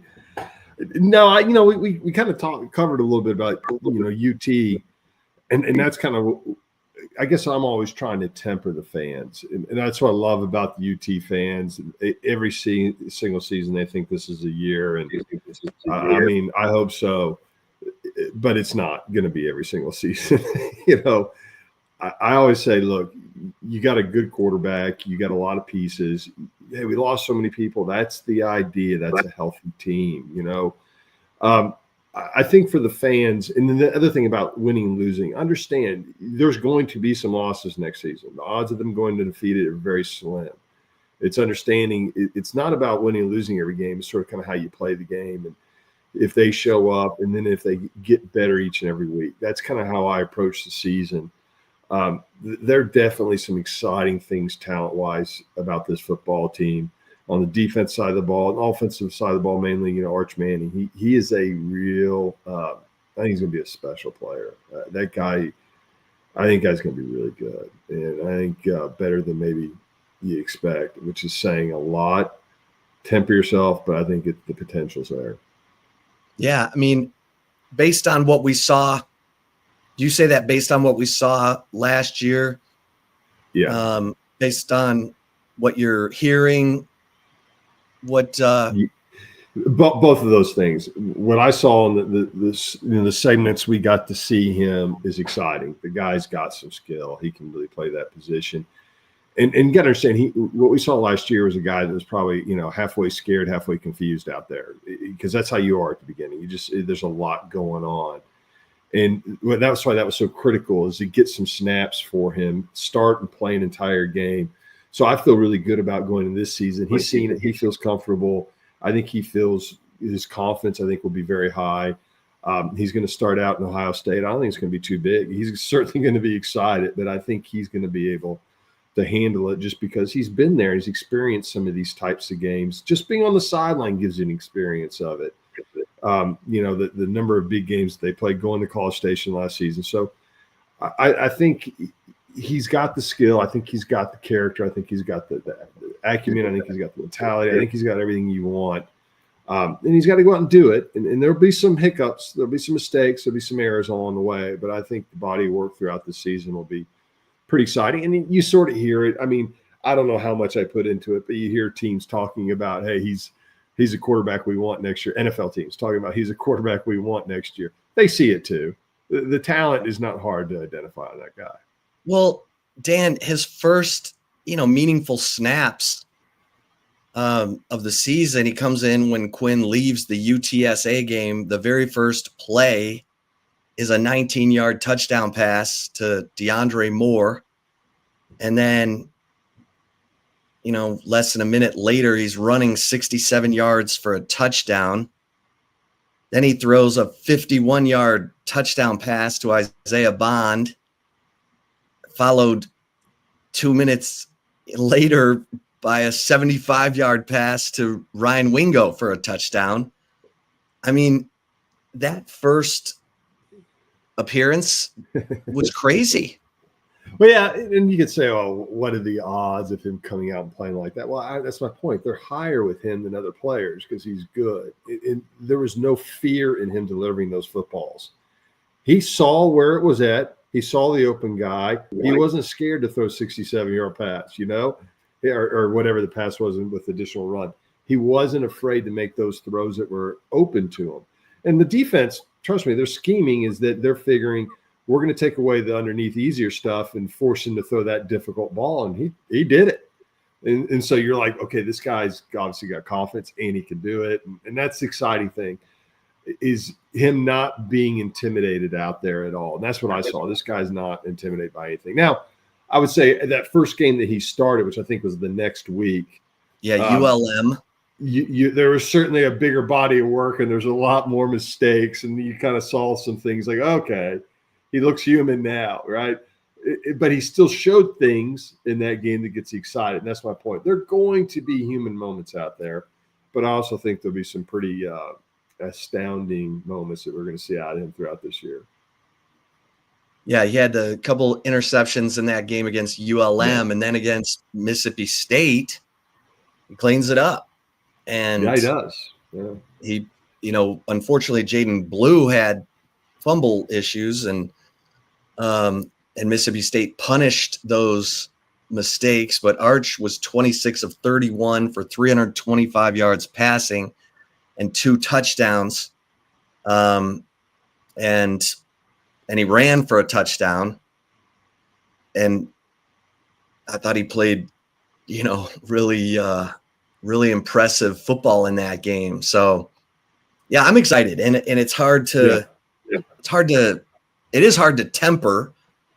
And look, he needs guys around him to make plays. They got to replace 4 of the 5 up front.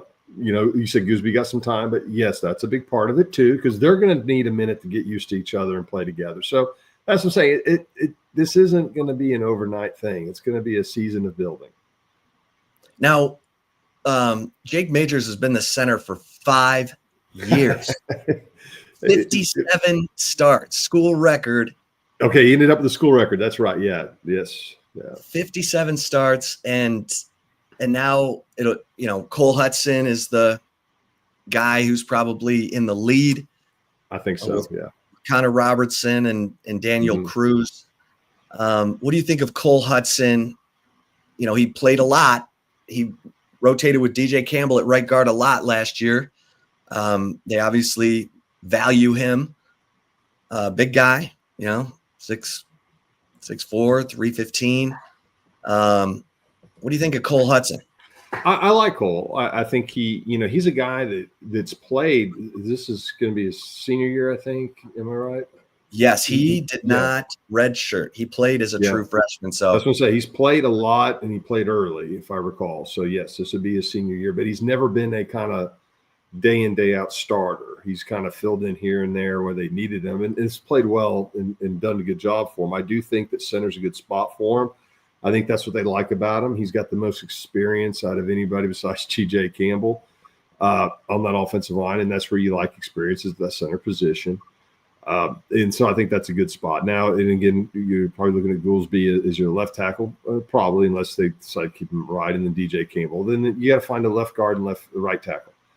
Yeah. It's not, I mean, they're there. There's guys, that are going to show up and show themselves. So then they got to learn the five to play together a little bit. That'll be something new for them. And that communication, that ability to work together. But they've had a spring and they'll have a fall, and so you feel like they'll go in there pretty well. But the game's different, so they'll take a game or two to kind of acclimate as well. So it'll take a minute.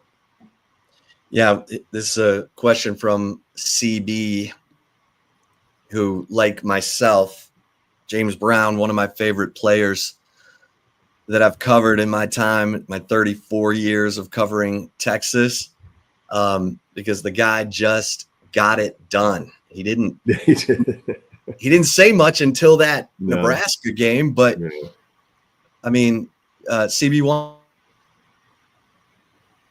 to know, how did you know that he was ready? Of course, he got his start in that 94 Red River shootout, and y'all won it. We did. It's sad to say. So what was only it? Time I beat OU. What was it about James that told you he was ready? That game. I didn't know. I liked James, as a player. Obviously, as a person, I think he's a wonderful guy. Liked him as a player, and he certainly, showed things. Shea Morenz was our starter, and he was getting most of the reps that I was getting. And so James would come in here and there, and then go into that game. James is the guy, so he worked with us all week. He was very calm, very cool, collected. And it's kind of like the thing about Arch, very confident in himself. He never doubted himself. And then during that game, which is a situation where a lot of guys will lose their mind because it's a very different kind of game, James was just this the whole time, never up, never down. And that game was back and forth, a lot of fluctuations. That is the biggest emotional roller coaster game you can play in, Texas OU, and James was just cool. And we won. And then after that, you're like, yeah, that guy's got it. He certainly has the ability. And you could argue whether James is the best passer or the best this, any of that stuff. That's what I'm saying. It's not just your skills, as a quarterback throwing and all those. It's how do you handle the situation? Because you're the leader of the offense. How do you keep everybody on track? How do you assemble the huddle? How do you do all those little things? James did all those wonderful, and he had skill to go with it. And that's why, again, kind of sort of full circle back to Arch. I see those things in Arch. It's not too big of a moment. He's very calm. He's the guy that you look at to provide the stability for your offense. So, it's 3rd and 1 game on the line. I want a guy like that as my quarterback. Yeah. What was James like in the huddle, like in that 96 Big 12 title game against Nebraska? Was he James? I tell you the thing about James. James was always calm, always, never emotional, never excitable kind of guy, except for a few times. And I will say this because I was center during those years with James, and I would. It was hilarious because I'd be down, I'd get ready to snap the ball. James put his hands on my butt, and he'd start calling out the snap count, and he'd stop. And he'd start talking trash to like the middle linebacker in the middle of the game. 56, we're coming right at you. Then he'd finish snap the ball and run the play, So there was in him. He just very calm, but he did not back down from anyone. That was what you loved about James. He wasn't scared of anyone. Yeah, that was, of course, the classic when Makovic made him go tell you guys, that he said, yeah, I told him I thought we could win by 3 touchdowns. And then I was told that you were the one who jumped up and was like, fuck yeah, let's go. Let's go. It's just we're talking about James. That was it. If James said it, he didn't just say things. He meant it. And everything he said, he meant. And so you're like, yeah, why not, man? He believes we can. So let's go do it. So that was the kind of guy James was. He was that kind of leader for us. That's awesome. That's one of the best. Yeah, that was, CB says it here. That's, that was his version of let your nuts hang, which is what Vince told told the offense before they went down and scored to win the national championship. He never said those words to me. Yeah, especially as the center, right? Yes. No, he did not. So looking back, and of course, Dan was also a member of the team with the roster imposter. We won't relive all that again, although it is one of the great anecdotal stories in recent college football history. It's not even so recent anymore. Gosh, we're coming up on the 30-year anniversary, Dan. And I will say this, Chip. My wife's favorite football story is the roster imposter. She can't get enough of it. It's so good. So if it is good, people have just joined the show or aren't, don't go back 30 years. Dan was on the team where a guy named Ron Weaver took the identity of Ron McKelvey and had exhausted his eligibility, but under this, he, took this other guy's identity, went to junior college, Pierce Junior College in California, and then got recruited to Texas.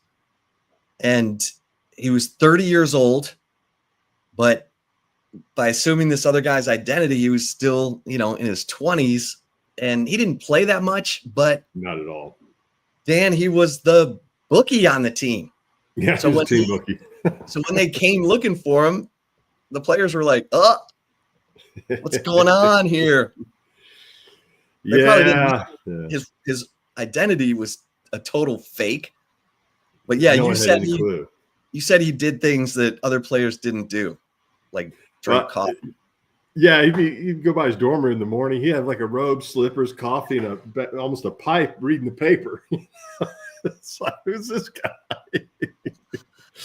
We should have known then he wasn't 21. Yeah, the story broke right before the Sugar Bowl. Texas was playing Virginia Tech. That was the year before Michael Vick got there. Before who? Michael Vick. Yeah, that was Jim Druckenmiller. Okay, yeah, Druckenmiller. Yeah, they were a good team. They were a good team. Never lost. We should have never lost to them. Yeah, but that didn't help. No, it didn't. That was just a little distraction. Yeah, the night before. Yeah. This guy on our team is a total imposter. That'll be a distraction. Yeah, guys thought we were going to have to forfeit the season, all our games. And we obviously were going to play in the game, but it was the total confusion. I think guys we didn't really focus like we should have, and did not play that well. Well, who do you stay in touch with? Do you stay in touch with any of the guys from your Texas teams? Oh, some of them here and there. I probably spend more time talking to a good old friend, Shane Rink. He and I actually went to high school together, played at Texas together, and he's coaching at, as of all places, Cy-Fair High School, which you heard John just talk about. And his son actually just committed to A&M out of Cy-Fair High School. So I still talk to Shane. I saw him a little bit. I see him when he's in town here and there. And Colton Vasick's dad, you played with. Played with Brian as well. Yeah, and Brian coached my son at Westlake High School as well. So know Brian very well. Brian's still the D-line coach at Westlake, right? He is. He's a great coach. Great guy. Yeah, just Brian. I've never seen Brian mad in his life. Well, and Colton, I know he's chomping at the bit. Yeah. He had the shoulder surgery, and he's chomping at the bit to get back out there, and he should be in a good rotation with Ethan Burke. That strong side. And I didn't cut you off. I was going to say that's kind of what my point is. I'm excited about Ethan Burke. I think is an underutilized player for this team. I think this guy could be really good, and Colton's shown some signs. So there's guys there that just give them a chance to get more snaps, and I think they're going to be really good on that side of the ball. Even though they did lose a lot with Alfred Collins and everybody that went off to the draft, so I think they reload on that side. Yeah, what do you think of Collins? Sorry. Yeah. What do you think of Colin Simmons? Yeah, I think he's a good player. I think a guy's going to be really good. he's as close as anyone's gotten to Tony Bracken's 10 sacks as a freshman. Yeah. He had 9, so he was Yeah. one off, but he had 6 quarterback pressures against Michigan, like right out of the chute. And his ball get off is ridiculous, Dan. Well, that's what we're talking about. Like, Byron Sorrell didn't get all the snaps was because guys like that, and he's going to probably be a first-round draft pick when his time comes, right? And that's a good thing. And that's, I think, what the NFL saw in Sorrell is, hey, this guy just hasn't got the snaps, but he's got the talent. So this just shows the depth of what they are working with all across the board right now. In secondary, same thing everywhere. They just that's why I'm so excited. They got a lot of good players. And Anthony Hill at linebacker, I thought should have won the Bucky Award last year. Too. His numbers were better. Yeah, I think he's a first-round pick too. I think Anthony Hill's a fantastic player. You had to get to the second level and try and block guys like that. Yeah. When you see him in action, what stands out? His speed, the way the guy can move, but then also he does not shy away from contact. He will take on the block. Sometimes you're inside, you can't run away from it when it's coming right at you, and you got to stick it in there, and he will do that. So, but then also, when me as offensive line trying to catch a guy like that, those slow guys are great. So when the guys can fly, I can't catch that. Anything outside, they're gone, and you can't block them, and they're going to make the play with that kind of ability. Well, and you said that Zach Thomas was one of the guys you hated playing because he'd see you coming and he would load up and come at you. Well, yeah. See, the thing is, as an offensive lineman, you have to remember, I am never coming free to a linebacker. I'm coming off of a double team almost every time. And a good linebacker will know that and know, hey, let me get into him when he's in that double team and he's off balance, because I'm coming off a double team. I'm not on balance. I'm not ready to take a hit. I need a second to gather myself. Well, he hits you before you gather yourself. And you knocked the crap out of you, and you were just flying all over the place. He just knew when to come and strike you, and I hated him. I mean, in that neck. I mean, he had a neck like a fire hydrant. Well, I've told you, I played with Zach in the Texas high school football all-star game. And we go up to Dallas, and here's some guy from Pampa who's like 5'2". And we're like, who's this guy? I never even heard of him. And then after the first practice, I was like, who the hell was that guy? He was laying people out. I mean, that neck, it's way. And he went to Tech. I went to Tech. So I played against him so many years. He always played the same way. And that was with everything he had. He was going to come at you. And just impressive player. Wow. High school, college, you guys played each other. And then you get to the league. Oh, yeah. I played him in the playoffs. We laughed about it like the last time we played each other. I'm like, Zach, I'm sick of you. And he goes, Dan, I'm kind of tired of you too. Doing this too long. Oh, man. Yeah. That's a classic. Well, him and Sam Adams, right? Sam Adams was a guy you had to play in high school every year. Well, we were on the same team. Oh, you're on the same team. That's right. And then he goes to A&M, and you had to play him every year. And you had to practice against him. Sorry. You had to practice in high school. I tell people, I really think it's one of the biggest reasons I got noticed is I'd go to a practice on the sideline.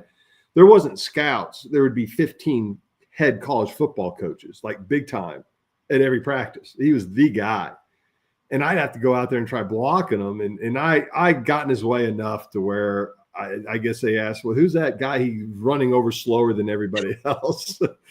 And so I kind of got my opportunity to get noticed by colleges and ended up getting recruited. And then he goes to A&M, I go to Texas.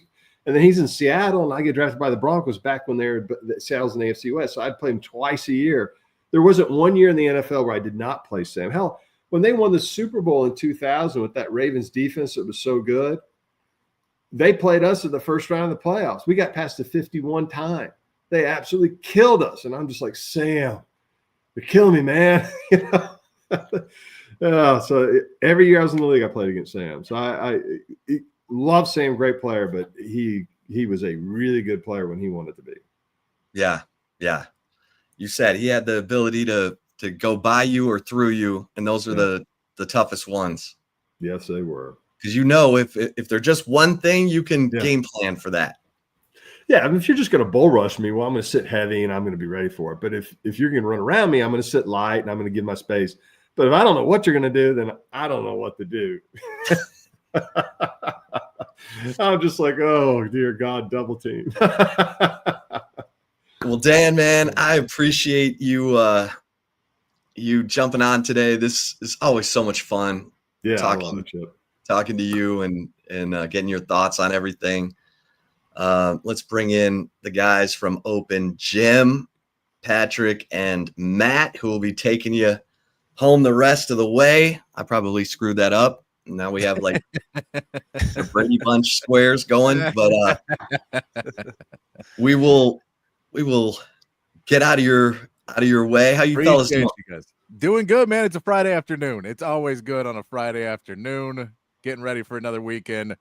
Friendly reminder to everybody once again, call your moms this weekend. Call your moms this weekend. Mm-hmm. Call your moms this weekend. Don't forget.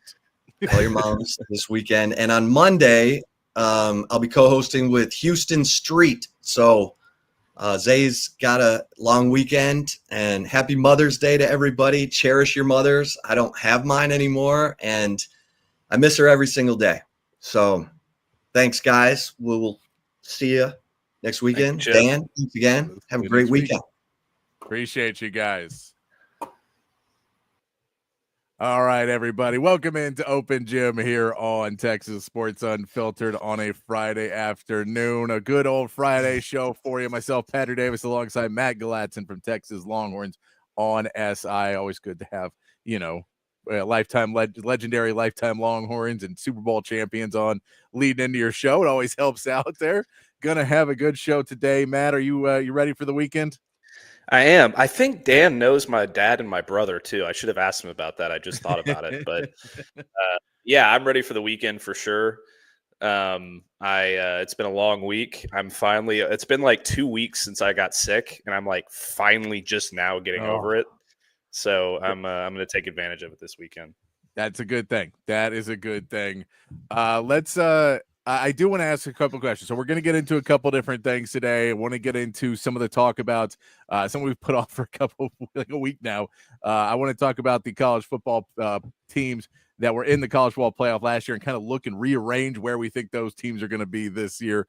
Greg McElroy has got a running back list out for best running backs in college football. We've still got Matt's bourbon banter. Little talk about the top wide receivers in the NFL as well, since we had a little conversation about that yesterday. Also, of course, the NBA. We'll get into the playoffs a little bit later. But I do want to have a question that kind of goes throughout the whole show, and we'll get into this at one point as well. But it was a fun thing I was thinking about. I was talking to a friend of mine about soccer the other day because we were making fun of soccer, but then we were talking about relegation. And the one really good thing that soccer has that I enjoy is relegation, that the worst teams in soccer are knocked down a league, and then another team comes up. So there's an incentive to not tank, to not be really bad at your league is relegation. So I want to ask you guys in the chat, guys in the text, as we roll through this show, if you had to relegate one team from either a pro league or from a Power 4 conference, so if you had to relegate a team out of the SEC or relegate a team out of the Big Ten, ACC, whatever it be, I'd love to know which team you're like, this team 100% deserves to be relegated. I've got my picks for the pro leagues. I've got my picks for all the conferences. So later in the show, I'll tell you where I'm at on everything. But if you guys have anything, I'd love to hear you in the chat. What team you think definitely needs to be relegated in the world of college sports or in the world of pro sports that doesn't deserve to be there anymore, because it's a fun thing, relegation, man. Whenever you get to see a team, when you talk about don't just try and be the worst team all the time, maybe get you knocked down a peg. Yeah, that's one of my favorite things about soccer is the relegation, because it motivates the teams at the bottom to be good and try their hardest at the end, because they don't want to get knocked down. And that's probably my biggest complaint about American sports, specifically basketball, when teams just get to a certain point in the season and they're like, all right, we're just going to tank and we don't care about our fans. We just want the best draft pick possible. We're going to lose every possible game we can. And it's just a bad product and it's boring and players get shut down. And like the reason I like it so much mostly is just for the fans. because there's a lot of people who, only get to go to a game or two a year max because of, their financial situation or whatever, and might not even get to go to a game. It's been years. And then you get to go to a game, you get there, you want to see LeBron James or like somebody like that, or like some star on a team that you're a fan of, and then they're just sitting because this team's decided they don't want to play anymore. CB, I have to ask you, which scandal at Baylor? There's multiple, so I can't just say one. Which scandal, CB? That's a very broad topic. But there's more than one, unfortunately, for Baylor that we can't get into. There's a basketball one and a football one that I come up to it off the top of my head, but I know both of those were pretty big. So which one of the Art Briles? So the Art Briles, because remember, they also had a teammate kill another teammate at one point on the basketball team. So there's been multiple scandals on this Baylor team, but I appreciate, the Art Briles one, that one was not good, and that's one of those ones that I really think everybody who really defends a lot of what that was, like, I need you to go back and read all of the stuff from that. Because the more you read in that, the more it was not good and really, really bad. And if worst case, like their nicest way you can say it is, then you need to hire like 10 people to make sure this never happens again. Because clearly there is very little oversight of your program for what was happening. But to not get too sad and into that, I'd love to hear what you guys say. Keep throwing those in there. We'll get to those in just a minute. I do have several of them. I think in college sports, it would be nice to see for later in games, now that we have the college football playoff, now that there's, and especially they're talking now about maybe having 16 teams and like 4 automatic qualifiers from the SEC and 4 from the Big Ten. You're like, okay, well, now if you're in the SEC or the Big Ten, and you're not going to be in those top 4, maybe you're not going to play those players as much. Maybe some players will sit out. But no, but if you sit and you say late in the season, well, if you're the last team in this conference, if you're bad in all your sports, we'll relegate you and get it. We'll knock you out of our conference. It's in the bylaws now. And if you're not good enough in everything and you have a total score of all your cumulative sports in our conference, we can kick you out. And we can go pick somebody who's better than you, because this is just a problem right now. So I'll go through. I have some that I've looked through. Some of them were a little bit harder because I tried not to go just football. Mm-hmm. I tried to go across the board of teams that were just pretty bad at a lot of things. So we'll get into that here in a little bit as we continue on the day. But a lot of Baylor's, a lot of dislike for Baylor. Their basketball program's keeping them in for me right now because the basketball program's pretty good. But other than that, the football program has not been there in a minute, not since they built that stadium. No, and I like Patrick's comment here. Baylor spelled BAILOOR, a little play on words there. But yeah, I one of my best friends went to Baylor, and we've had a fierce rivalry with Baylor and Ole Miss ever since.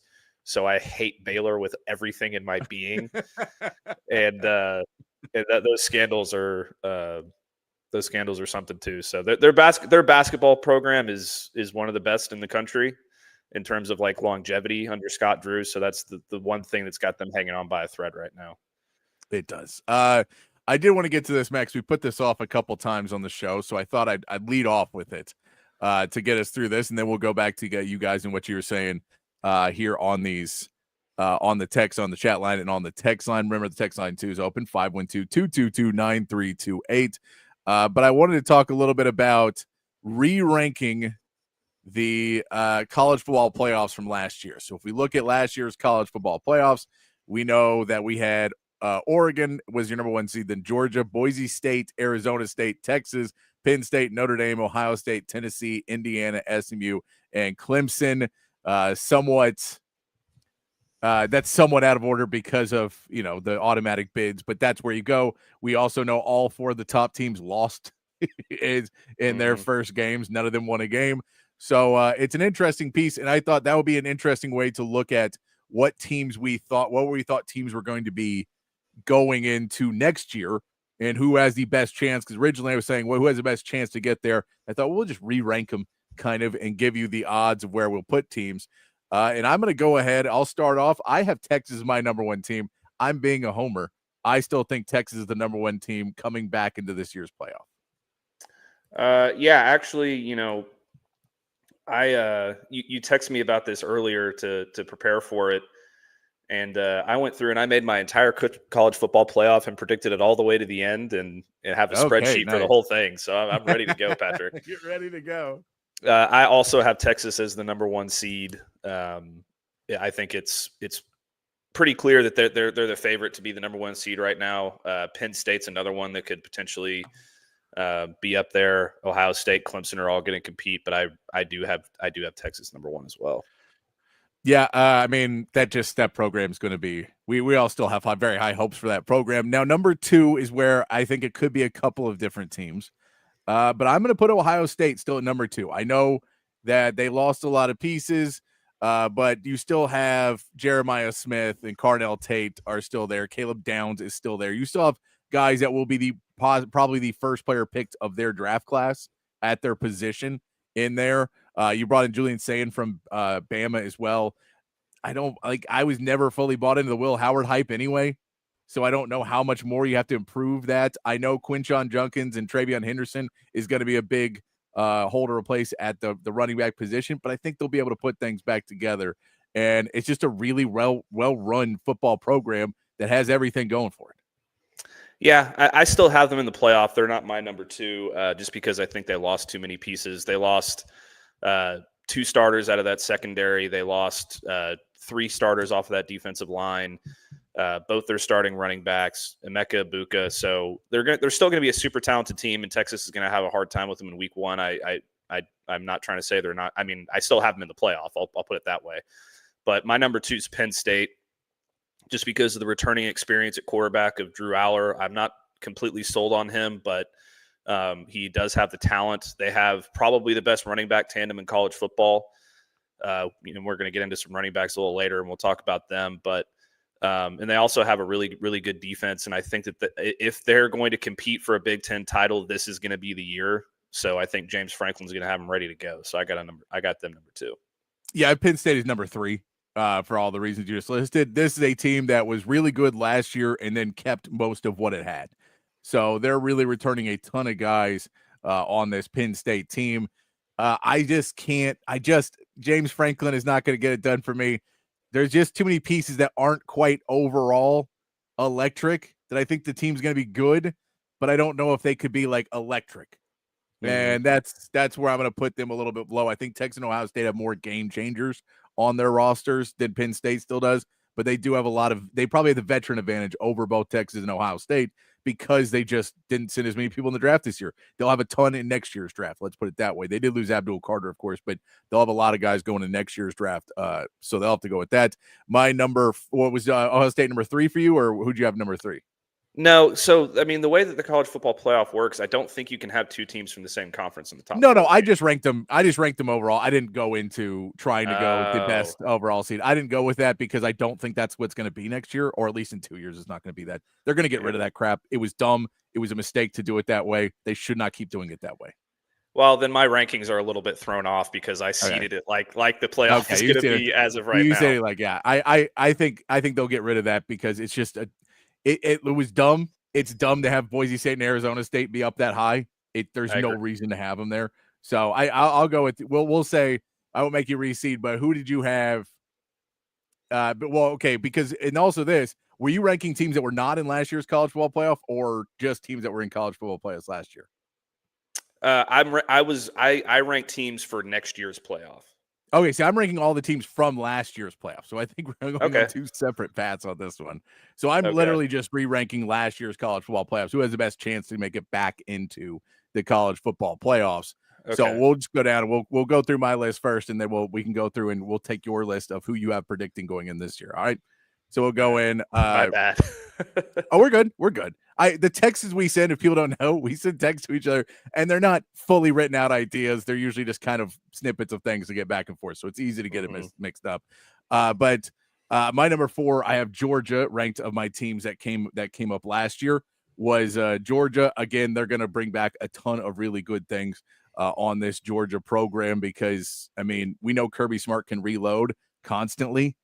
And I'm just going to say Georgia's still going to be up there because once we start getting into the rest of these teams, you start looking at a little bit of different circumstances, and Georgia just feels like the dynasty that still sits atop that.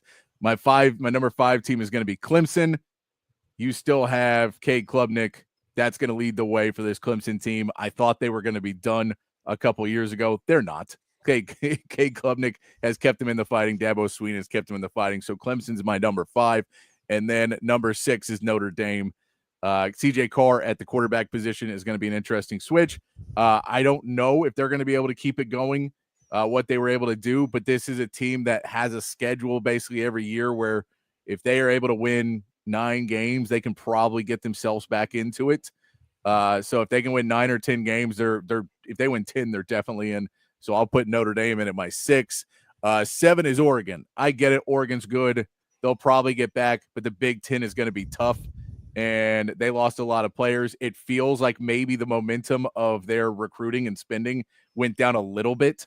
They still have spent a ton of money. They still have a lot of players, but it may not be as big as it was 2 years ago. And we know they were a little light last year in some of the big games. So I'll put them at 7, losing some players. At 8, now we start to get into teams that may or may not be into this year's predictions. 8, I'll have Tennessee, of a team that was coming back from last year. That is your last team up from the Power 4. Well, not really. I mean, Indiana's still in there, but Tennessee is your last SEC school that's going to be in there. Arizona State is at number 9. Sam Leavitt is going to be a good quarterback. I'll say that they have a chance to get back into this because they could still win the Big 12. Number 10 is SMU. It's the ACC. They can win the ACC. And that's basically you have a chance to win the ACC and get your automatic bid brought in that way. 11 is Indiana. They had a ton of transfers. I'm going to give that one a fluky one last year, so I'm not going to leave Indiana in there too long. And then number 12 is Boise State. Ashton Janty's not at Boise State anymore, so we're just going to pretend that they were. I'm not going to give them the credit to get back into this season. They have to go back and show it again. But because they were the last at large bid, I just don't see that happening with no Ashton Janty. That was kind of the perk of why you got moved up in the ratings a lot of times, was people wanted to see Ashton Janty in the playoffs. And I without him, I don't know what the attraction is anymore. So that's my list of the 12 teams that were in the playoff last year, re-ranking them. Matt, you have now a list of who you have predictions for this year's.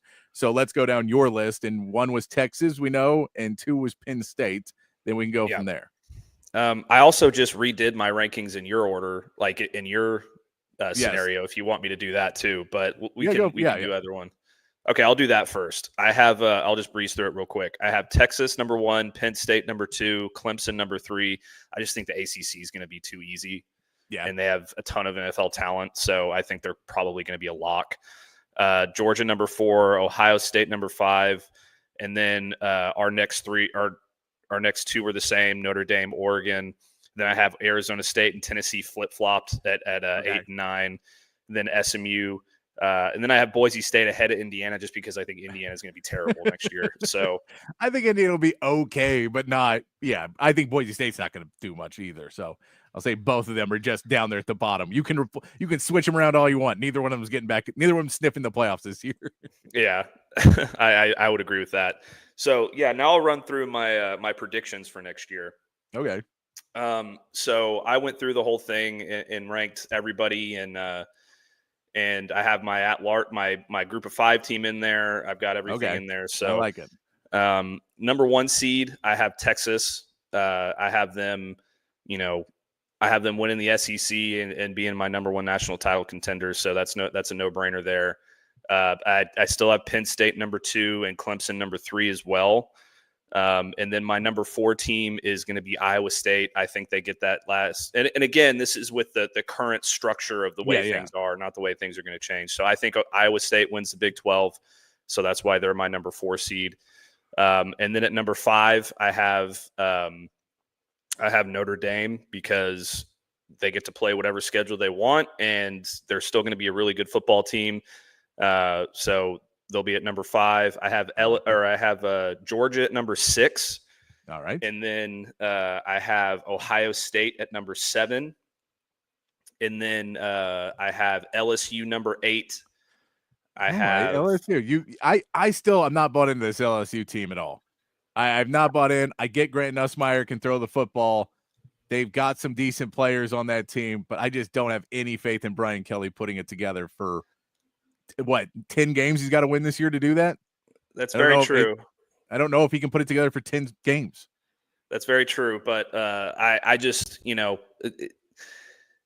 LSU has a lot of talent, and if he's going to put it together in any season, it's going to be this one. So I'm going to give him the benefit of the doubt here, just because I also think there's going to be 4 SEC teams, and I think they're the 4th best SEC team. So that's my kind of reasoning there. I have, or I guess they're my 3rd best SEC team, but I have Oregon number 9. They have a chance to be higher, but Dante Moore, we don't really know what we're going to get there. So that's why they're a little bit lower on my list. And also Ohio State and Penn State, I think, are just going to be better football teams. So I have them finishing ahead of Oregon. Number 10, I have South Carolina. I love Lenora Sellers. I think their offense is going to be super explosive. And so they're going to get one of the kind of at-large back-end bids at number 10. Number 11 might make some people mad. I'm sorry. But I think that they're, given what conference they're in and the all the moves they made in the transfer portal this season, I think Texas Tech is going to be the number 11 seed. And then at number 12, I have Memphis. They were 11-2 last year. They're returning a bunch of players. They're in an AAC conference that's going to be, not the best in the world. So I think that they're going to have a really good regular season and be that kind of group of 5 team that gets in there in the back end. So you have, give me the conference breakdown of that. I'm trying to think off the top of my head. Was it 4-4? There's 4 SEC, 3 Big 10, 2 Big 12, 1 independent in Notre Dame, 1 ACC, and 1 group of 5. Okay. Yeah, that'll be, I don't know. It'll be interesting to see if the Big 12 eats themselves again this year. Because they really they killed themselves last year because they kept beating each other. And it made it so you really couldn't put 2 teams in from that conference. So that'll what you really have to see if they can put together. And again, these have to be 10-win teams if you're coming from one of those conferences. And that's why I think it's easier for 2 ACC teams to make it in, because in the Big 12, everybody's kind of playing a tougher schedule. In the ACC, you can get a pretty powder schedule. And it's not really going to be like, and I haven't looked at everybody's schedule enough to sit and say this ACC team has a smooth path, but that's why I think it's just you can get an easier path in the SEC and the ACC than any other conference. So you could have 2 teams that are in there that are both 10-win teams, 11-win teams going into the conference championship, and then they both just make it in. Where I think in the Big 12, what we saw last year at least, you're going to have 2 8-win teams going at it in the conference championship, like an 8-win and 9-win. Like, well, the 8-win team's not going to make the playoffs. They're just not. They'll take another Big 10 team over that, So I'm curious. Hey, look, they could. I'd have to look at everybody's schedules and really break it down to, are they playing each other enough? Are they able to get through? I'm surprised you didn't think Colorado was going to come back. I mean, so I have in my notes, not Colorado. Colorado is going to be dog water, but in my notes, I have Miami and Texas Tech is kind of my flip flopping into that number 11 spot. So based on your logic there with the ACC, Miami's kind of my other team that might sneak in there. Okay. But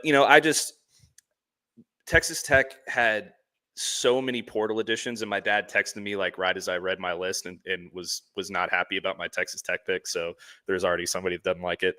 But but I just think that the Big 12 teams like Arizona State aren't going to be in there. I don't think Colorado is going to be contending for it. So that it just kind of lessens your competition in that group. BYU is going to be better. Yeah, BYU's a 7-8 win team. Arizona State's a 7-8 win team. And that's what I'm saying. I just think there's a lot of 7-8 win teams in there.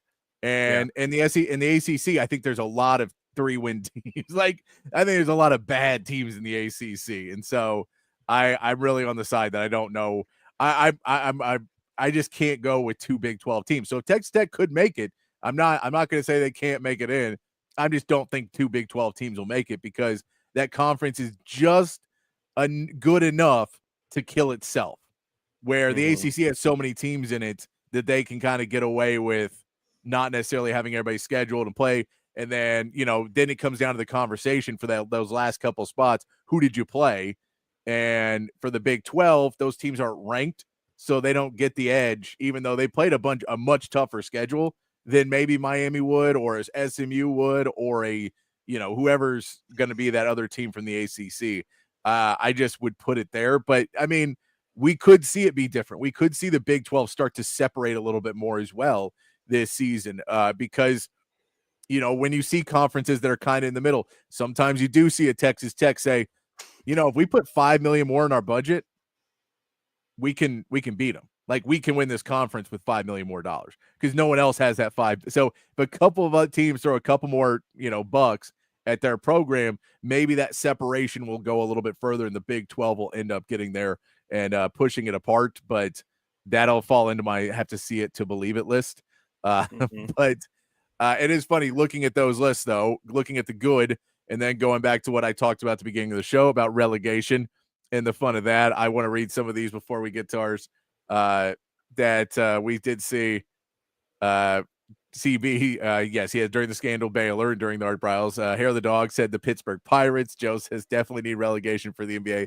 Looking at you, Wizards.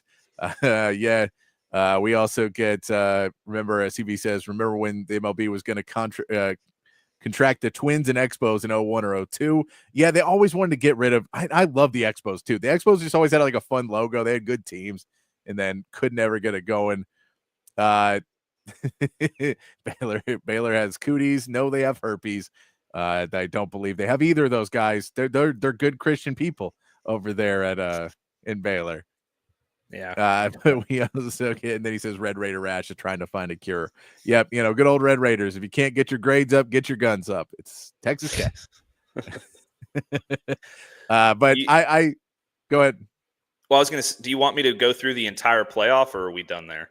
No, keep going through the playoffs. Let's go. Let's see. You want me to keep going? Yeah. Let's do it. So I have Notre Dame beating Memphis in round 1. I have LSU beating Oregon, Georgia beating Texas Tech, and South Carolina is my big upset beating Ohio State in round 1. I'm on board. I'm on board with all those except for LSU, but. Yeah, I know well, don't worry. They're not long for the playoff. I have Notre Dame and Iowa State in the quarterfinals and Notre Dame coming through there. I have LSU and Texas in the quarterfinal and Texas beating them there. Yeah, Georgia and Clemson with Clemson winning there, and South Carolina, Penn State with Penn State winning. So then in my semifinal, I have Notre Dame and Texas and Clemson and Penn State. And then I have Texas and Clemson in my championship game and Texas winning it all. So, I mean, the story is great for Cade Klubnik, being an Austin kid going to Clemson and playing against that. It would be a heck of a story to go into all of that. But look, I'm a fan of it. I'm a fan of Texas winning, no matter who they play and who they got to beat. But I like that. I like that, Matt. Good list there. Good early prediction. So if that is all what happens, do we have to give you an award or something for getting it right? And May 9th, 2025, Matt nailed it. Patrick can buy me a bottle of bourbon or something. Okay, there we go. We'll take that. We'll get you a little trophy of a bottle of bourbon. That'll work out for you if we get there. But yeah, let's go to relegation for a minute. Let's have a little fun with this before we go and talk about some running backs as well. Let's talk about some relegation, Matt. And I want to throw out to you. Well, you know what? We'll do college relegation now, and I'll save pro relegation for later in the show. So we'll just do college relegation. I have teams from each Power 4 conference that I have decided if I was the chancellor of college sports, if I was running the NCAA and we were going to do this and say, these are the teams that you can kick out. These are the teams you can kick out and go find yourself a better fit. These are the teams I would go with. So we'll see. Do you have teams from each conference? I do. Okay. We'll start with the ACC, which is pretty difficult. The ACC is difficult because there's some schools that are really bad at football but are good at basketball. You had teams that maybe flip around and then baseball threw in another crux for you. And I was trying to look at those sports mainly of where I was judging which teams. So basically all 4 of my Power 4 conferences are teams that have a below 5 record or below 500 record this year in baseball, basketball, and football. If you have below 500 all three of those, you're not competing enough for me, and then I will move you out. So I'll say mine is Pitt. Pitt for the ACC has had pretty much below standard years on all three major sports. They don't really feel like they need to be in the ACC, whereas like Rutgers and Boston College are close on that list for me as well. But there's some schools that are kind of close in there. Boston College from the Big Ten, like those schools, they believe they kind of belong there though. But ACC, I'm going to go with Pitt. Okay. Yeah, I didn't include baseball in this just because I did try and be the tiebreaker kind of between some of these schools. I said I'll throw that one in to be the tiebreaker. Yeah, and that makes sense. I'm not good at looking up. No, you're good. The baseball rankings. Yes, but for the ACC, I went with Cal, just because they're on the West Coast anyway. They're below 500 in football and basketball. I don't know if they're any good at baseball, but they're not doing it for me in the ACC. It feels weird. They shouldn't be there, and they're not performing well anyway. So kick them out. So this is why I didn't go Cal. I'll tell you why. Because I was like, they're brand new, so I'm going to let them be in there for like a year or two and get their footing in of having to make that huge trek over there because they just joined. I'm with you. If they were not brand new, they would have been gone. But I'm like, Pitt, you know the landscape, and you still suck. So what's your excuse that you're not going to be able to be there for everything? So Pitt was the reason they got knocked out. I'm with you though. Cal was not performing at the level they needed to. But it's like, all right, we're going to let you stay in because you're brand new. And there's also Stanford over there now. So we got to keep some of those California and those West Coast schools in with you. Let's look at the Big 12 now. The Big 12, who would you relegate in the Big 12? We know we've already seen some Baylors wanting to get relegated, but their basketball team is keeping them out of relegation for me. Who would you relegate in the Big 12? Right now I have Oklahoma State. They were absolutely atrocious and garbage at football this past year. I'm pretty sure they have a bad baseball team too, but I obviously don't have those standings. Below 500. Below 500. There you go.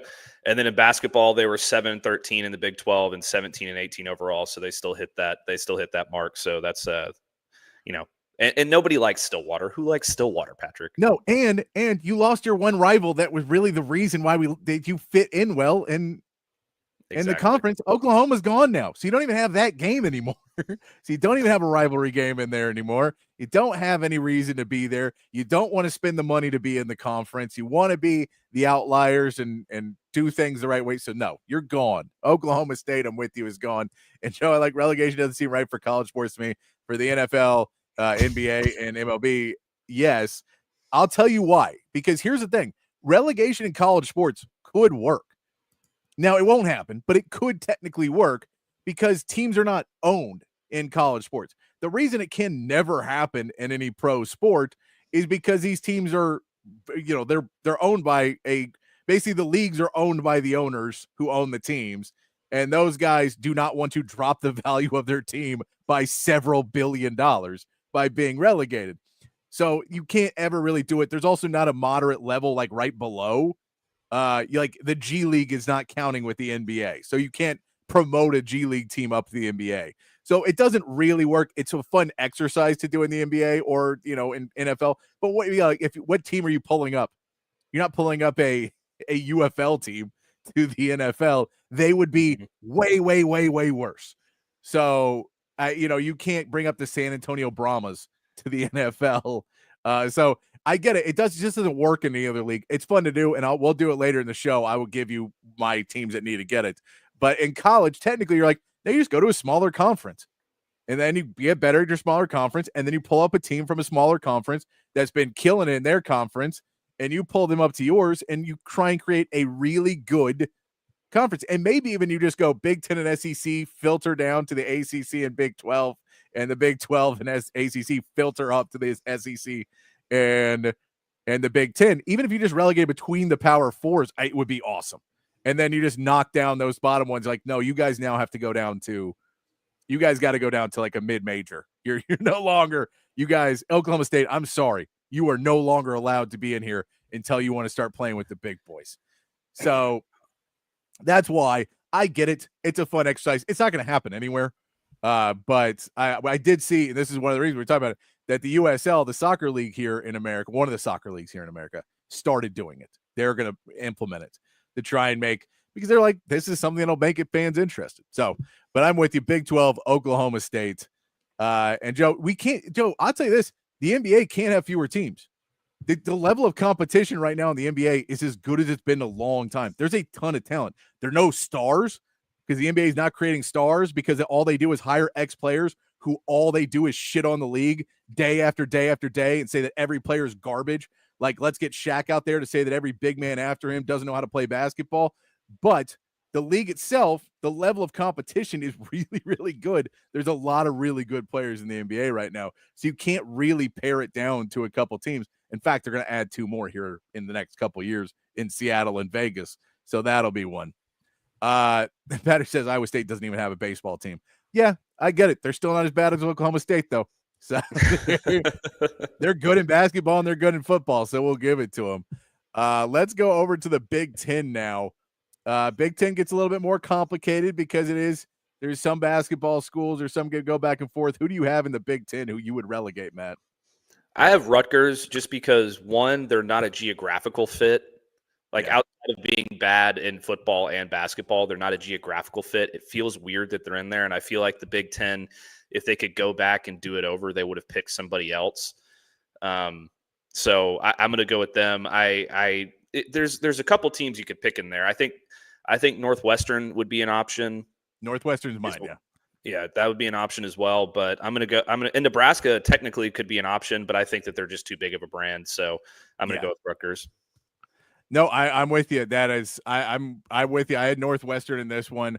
Rutgers was right up there as well. And I think that Rutgers was just like, it were just good enough to keep you just right on that edge where you're like, hey guys, watch out next year. Like, watch out next year, guys. You're just good enough to not get it, but we're going to get there. Then the SEC, Matt. Which team in the SEC? Very difficult in the SEC because I did look at baseball too. And so trying to figure out teams that were just bad overall, but not also legacy teams that you're going to stay in, even though they have a bad year. It's kind of like in the ACC. Florida State had a really bad year in a couple of things. You're like, you're not kicking Florida State out of the ACC. So you're like, we won at Florida State. They just had a bad year. They were almost in the playoff 2 years ago, so we can't kick them out. So in the SEC, there's kind of that as well, that there's teams because of legacy you don't want to kick out. But there's a team I got. So yeah, mine came down to Vanderbilt and Mississippi State. I feel like it kind of, like you can't do Oklahoma because they're gonna be good. They were good. They were okay in basketball. Exactly. They're gonna be good in football. Yeah. You can't kick out. Like you just go down the list. You can't kick out. You can't kick out Auburn, Florida, Alabama, Tennessee. They're all awesome in basketball. Texas A&M, Ole Miss, and Kentucky were both ranked in basketball. Arkansas was ranked in basketball. This is the most difficult one of the group by far. It is. I think you got to go with Vanderbilt, even though they always have an awesome baseball team.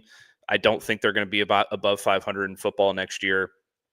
And I have no idea about their basketball team, but they, this past year they were towards the bottom of the conference. They weren't under 500, but they were, under 500 in SEC play. So I'm going to go with Vanderbilt just out of default. I went Mississippi State in this one because they're bad at everything right now. They haven't been really good at anything in a while. They're below 500 in all 3 major sports. They are. I'm going to go ahead and say Mississippi State gets the old axe on this one.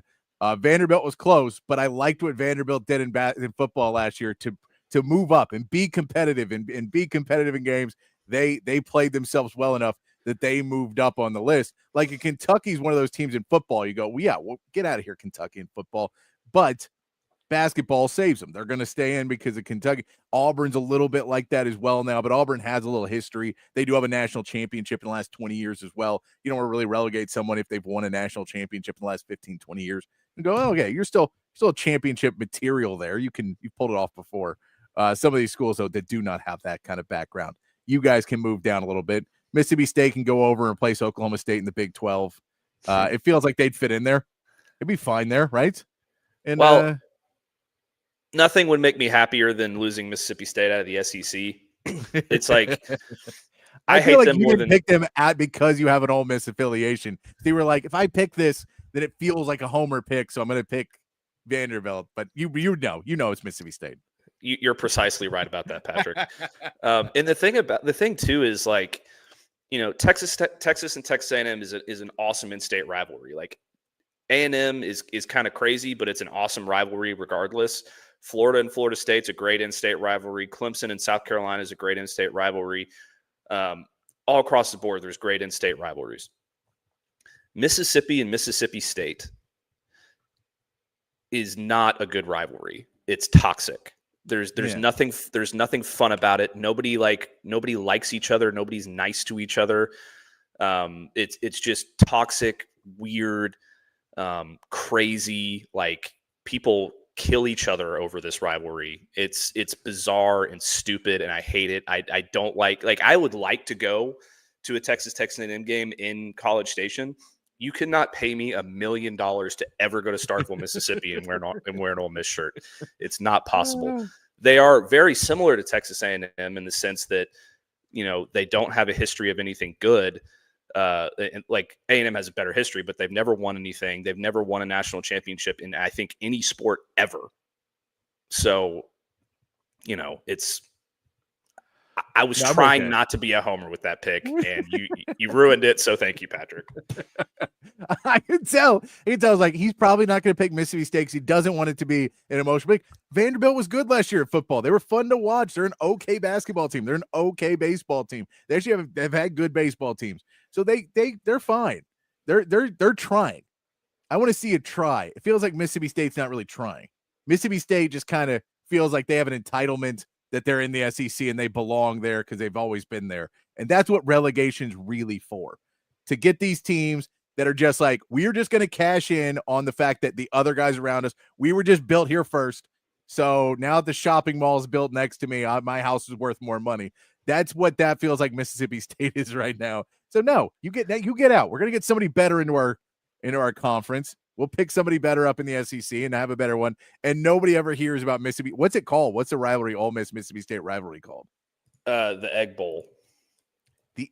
No, we're done here. You're out of here. Better does say Mississippi State won a natty in baseball in 2021. It's not enough for me. No, they did not win. I believe I thought they lost that. Maybe they won it. Okay, so if they won a baseball national title, fine. That was their first one ever in any sport. And it's baseball. It's not football or basketball. So who cares? It's it's so if this was like a national election, like everybody in the country could go vote for who they think should be relegated in every sport. I would probably go into it telling everybody that I'm gonna pick Vanderbilt and then just secretly write Mississippi State on my ballot. That's probably what I would do. So in 2021, they did beat Vanderbilt to win their first ever national championship in any sport. Okay. Well, they did have it. They still it's not enough because they beat Vanderbilt. Vanderbilt's going to stay. I like Vandy. I like it. They raise the academic level of the SEC as well. I'm doubting Mississippi State does that. And then Ole Miss won the national championship the following year and erased that and got the last laugh. So also, you know what Vanderbilt has going for it? Location. Mm-hmm. People have no problem going to a Vanderbilt game. I mean, it's a smaller building, but you go to a Vanderbilt game, you enjoy yourself in the town for a weekend. Starkville, Mississippi. You got to pick out which McDonald's you're going to go to. Doesn't seem like it's going to be a great place. So they're out. They're out of my list. I'll say it for you, Matt. You don't have to say it. I appreciate that. We're out of there for Mississippi State. But yeah, if you have any more you want to throw in of who you think there on the text or in the chat line, throw those in for us of who you think should be relegated in college sports that you would say you'd relegate this team. We'll get to the pro sports a little bit later here in the show when we're talking more pro sports in hour 2 of a Friday afternoon show. Still got Matt's Bourbon Banter to come as well, some NBA talk. But let's get to Greg McElroy's running back list. He put out a list earlier this week of the top 10 returning running backs or running backs in college football, people he thinks are going to be the top ones. And it has an interesting Texas name on his list that wasn't which most of us don't think is going to be the lead back for Texas, but he has that one on his list. So let's go down this list real quick, and we'll get Matt's opinion on if he agrees with this or where he sits. He has Jeremiah Love, the running back out of Notre Dame. He had 163 carries for 1,125 yards, 17 touchdowns last year, and also 2 touchdowns through the air. Then he has Mekhi Hughes from Oregon. He is transferring in from Tulane, where he had 1,401 yards last year and 15 touchdowns, also 2 touchdowns through the air. And then you get the 2 Penn State running backs coming in here at 3 and 4, Katron Allen and Nick Singleton. That is both those guys played a lot of good football for Penn State, and one of those reasons why a lot of people have Penn State up there as a top team, a number 1 team, number 2, number 3 team in the country between Katron Allen and Nick Singleton. After that, our man who's going to get relegated, Desmond Reed from Pittsburgh, is going to be there. He had 184 carries for 966 yards and 5 touchdowns, 4 more through the air on that one. Jamal Hayes is his 6th best running back from Georgia Tech. He had 9 touchdowns on 169 carries, 944 yards, and 3 more through the air. And then at number 7, returning running backs, Trey Wisner is his number 7 with the 226 carries for 1,064 yards, 5 touchdowns, 1 more through the air with 311 yards through catching. Did a lot for Texas last year. We know what he did for Texas last year. He comes in at number 7. Isaac Brown from Louisville is at number 8. Ahmad Hardy, the running back out of Missouri, at number 9. And then Jaden Ott, the running back who played with Cal last year, who is transferred over to Oklahoma. His numbers, by the way, if you don't know, he's at number 10 at 116 carries for 385 yards and 4 touchdowns. Also another touchdown through the air with 222 yards receiving. That is your receiver. His 2023 stats were better than his 2024 stats for Jaden Ott. So I don't have his 23 stats in front of me, but I know he did have 1,300 yards in his 2023 season and 12 touchdowns there. So he had a much better season 2 years ago. People think he's going to return to that 2023 form when he gets back. But on this list, it will tell you Trey Wisner coming in at number 7. I believe CJ Baxter, when he did it orally, had a honorable mention on this list. But he right now, so if you're saying Penn State has number 3 and number 4, and we all believe CJ Baxter could be a better running back than Trey Wisner, then if you're going to say the 2 teams that should have 2 top 10 running backs on this list, that'd be Texas and Penn State.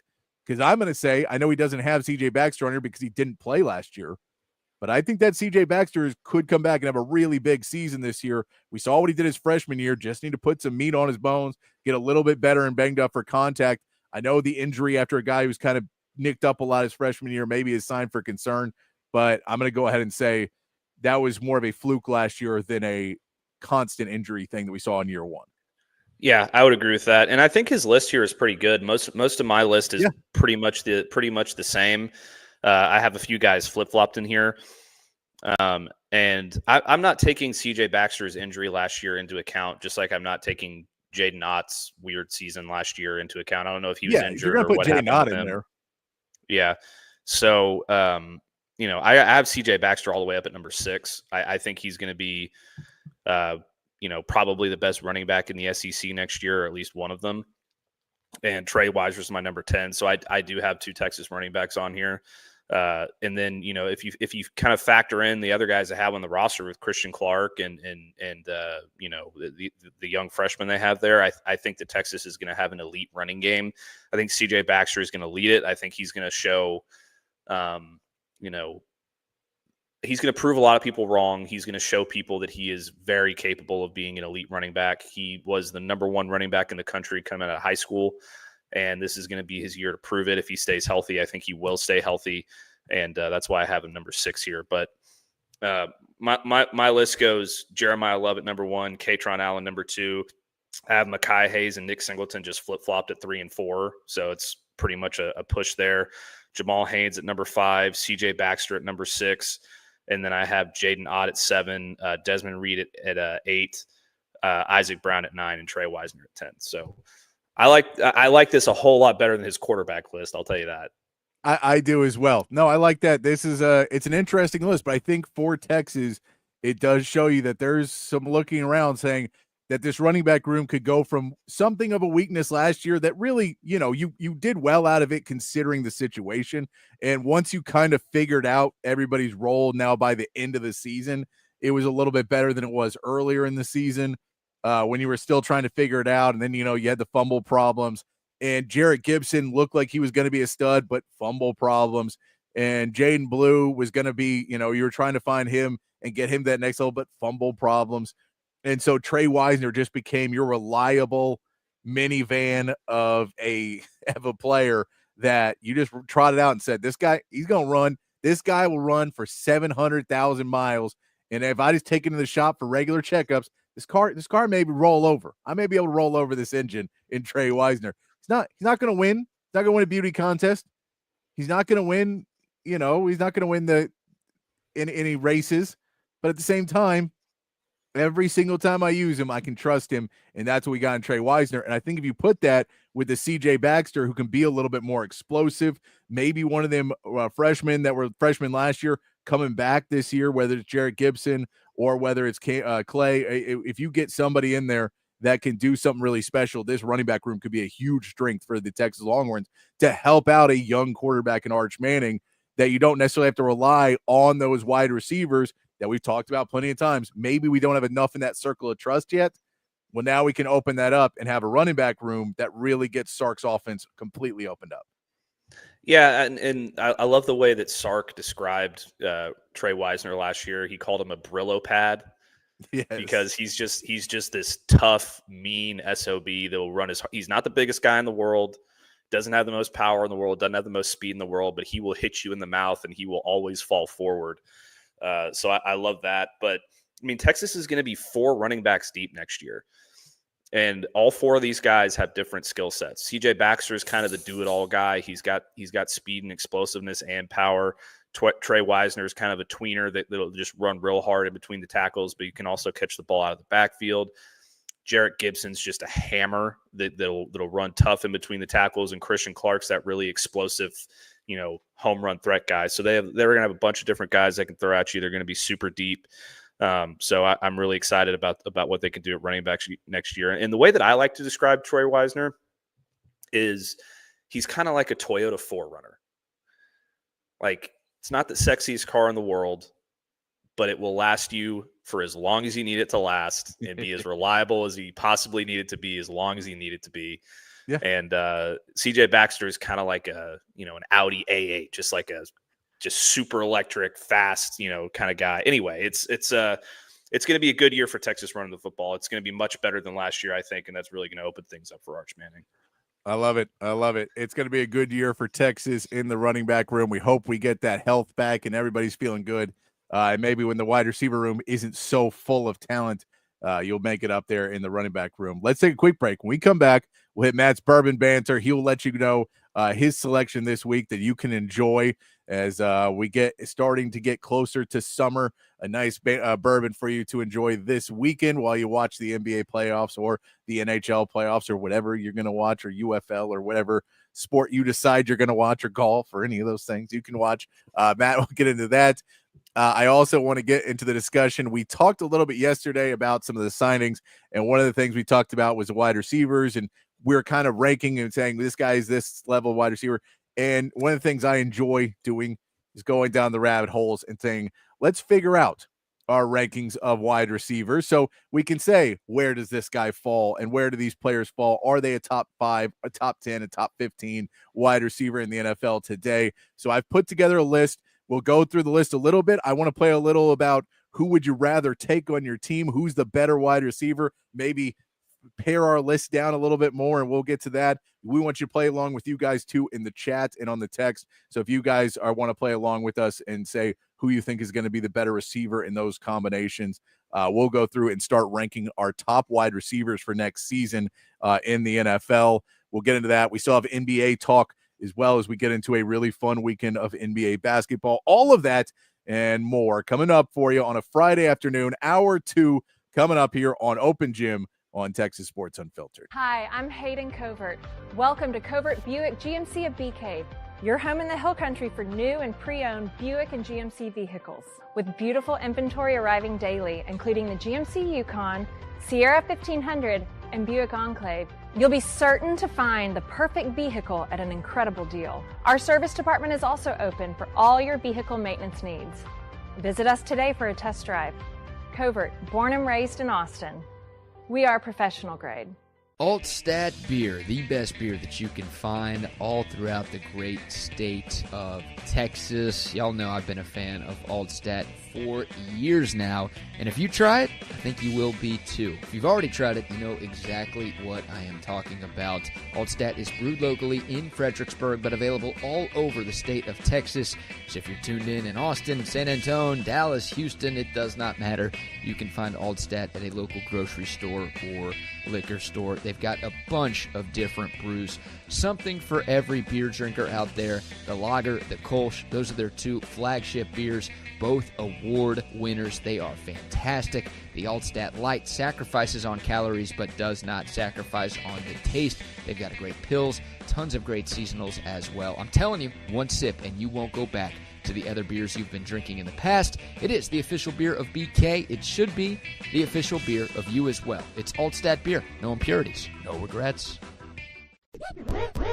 Hi, this is Tom McKay with Audiovisual Consultations. Today's home electronics can be a bit daunting. My company has spent the last 36 years making sure they are not. For those of you who have not experienced our services yet, we'd like to invite you to give us a try for all your home electronics needs. We carry all the major brands of televisions and stereo equipment at prices you can't find in stores. And we come to you. There's no need to leave your home to find great pricing and incomparable service. No traffic, inexperienced sales geeks, or pushy showroom tactics. We believe in having some fun and dreaming big. You have a dream for your home entertainment? Let us know. We can make it come true. And we are always there to help after the job is done. We cultivate clients for a lifetime by treating everyone like their family. No, not those family members. I'm talking about the ones you actually like. So relax, hug your kids, make love to your wife, and smile. Then, when you have a moment, give us a call at 255-8678. That's 512-255-8678. Or online at avconsultations.com. Back here on Open Gym on Texas Sports Unfiltered. Myself, Patrick Davis, alongside Matt Galatzan from Texas Longhorns on SI, bringing you into hour two, getting closer to the weekend. Appreciate everybody hanging out with us. And what we do here every Friday is we let our man Matt tell you about one of his passions other than sports, which is getting nice and toasty on some bourbon. And Matt's going to pick you out as a different bourbon each week. And let's see what Matt has brought to us this week in Matt's Bourbon Banter. Yes, sir. So this week I went with one of my all-time favorites. It is W.L. Weller 12-year.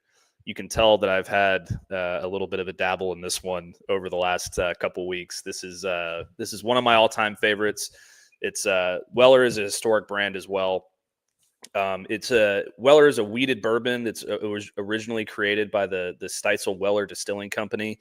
The brand was named after William LaRue Weller, who W.L. Weller, who is the first known distiller to use wheat as opposed to rye in the secondary grain in a straight bourbon. Julian Pappy Van Winkle, as many people are well aware of, Pappy Van Winkle is one of the most famous bourbons of all time. Began his career under Weller and later merged his distillery with Weller's after his death in 1899, eventually becoming the Steitzel Weller Distilling Company in 1935. It's a 90 proof. It's aged for 12 years. Most bourbons will let you know what their mash bill is, which is, the combination of different grains that they put in their bourbon. Weller is undisclosed, so you're not exactly sure. We know there's wheat in there, but they keep that a little bit under wraps. It MSRPs for about $70. That said, it's very hard to find. If you find it at a local liquor store somewhere that's not in Kentucky or not straight from the distillery, you're probably going to pay upwards of, somewhere between $100 and $150. I got this bottle for $149. So it can be a little pricey. So just keep that in mind as well. As far as the nose goes, it's got, pretty much all my favorite hints in there: caramel, vanilla, a little bit of charred oak. The palate, it's nice and smooth. It's got just the right amount of bite in it too. It's great for sipping on the rocks or neat. You can do it either way. And the finish is a little bit intense, but it's balanced with the hints of cherry and vanilla and oak in there as well. So just a great overall bourbon here.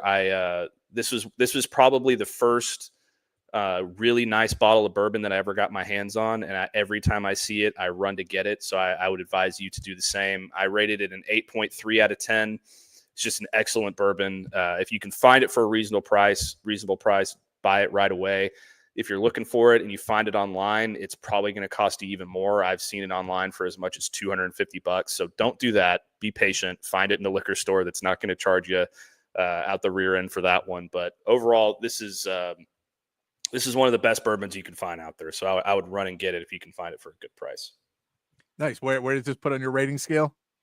This is an 8.3 out of 10. I feel like that's a little low. I might actually, let's call it an 8.5. Let's call it an 8.5. Okay. He got a boost up on it. Maybe had a little sip in the commercial break there. So knocked it back tonight, I'll tell you that. There we go. There's some Matt's bourbon banter for you. Get yourself a nice glass.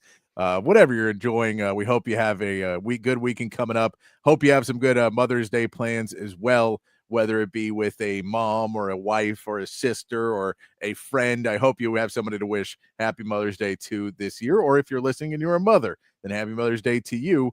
Reminder to everybody, again, it's Friday at 5 o'clock. If you have no plans or nothing thought about for what you're doing for Mother's Day, you've already screwed up. Don't make it worse. Just gonna throw that out there. But I think our listeners are good enough at this and smart enough that they've got it figured out. Let's get into this. We were talking yesterday about different signings, and then we talked about Davante Adams, and you said, I think he's a top 5 wide receiver. And this is something I don't know if you're right or wrong, but let me go look. And so I started to look, and where I put Davante Adams is not in my top 5, but we have him down a little bit more. But he is a really good wide receiver, and this is not a shot at you. This is a thing that happens that's kind of a pet peeve, but it's also a fun thing I like to do, which is when people just go, oh, that guy's top 5, that guy's top 5, that guy's top 5, that guy's top 5, that guy's top 5, or that guy's top 10. And you go, you got 38 people in your top 10, man. Or they do the flip and they go, that guy's not top 10. That guy's not top 10. And you go, dude, you have 4 in your top 10. You're putting like 4 guys in there. Like it's 10. It's 10. Can you tell me 10 better players than this guy? And so I like to go through. And so I've put together a list. I have 21 names. I have 20 and then like a little add-on honorable mention on mine. But what I want to kind of go is, and Matt, I think you have a list of some too, right? I did my top 10, and spoiler alert, Davante Adams is not in my top 5. Yeah. No, he's not. He's just not right now. But he was probably 2-3 years ago. But he's not right now. But I want to go through, but we can kind of go through and trying to get to more list that we both can agree on. I want to kind of go through the list and then maybe go one against the other on some of these so we can, because some of these get to a little bit closer of competition where it is. And I was trying to look a lot more at last year's stats, and you maybe factor in, I was trying to put in last year's stats plus the pucker factor, I'll say, for a defensive back or defensive coordinator, that little pucker factor when you're going up against somebody and you just go, okay, we got a game plan extra for this guy. This guy's still a problem. And so trying to judge those two and find it, it's a pretty hard medium. So if you just go with stats, it's pretty easy.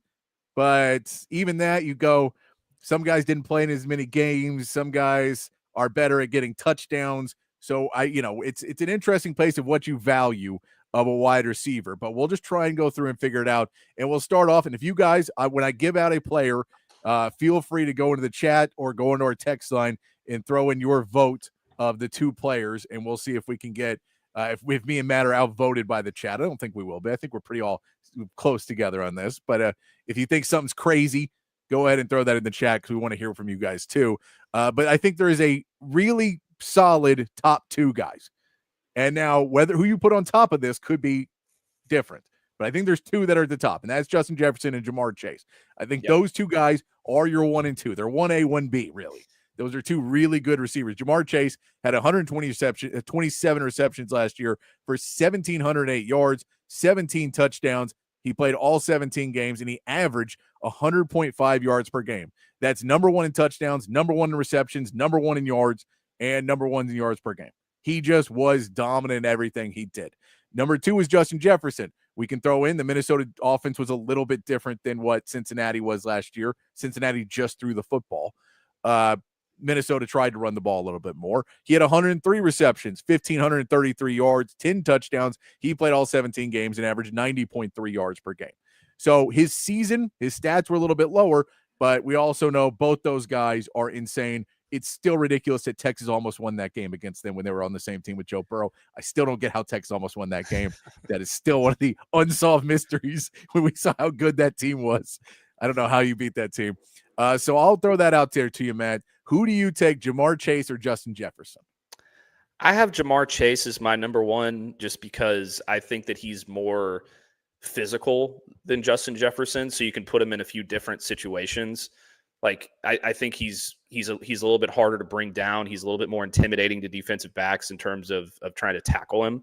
So that's the only real edge I give him here, because 2 years ago Justin Jefferson led the league in everything. So yes. I mean they're both right there. You could flip flop them either way, and you could be you're not wrong whichever one you pick. So they're definitely my top two. I just have Jamar Chase a little bit ahead of him because of the physicality factor.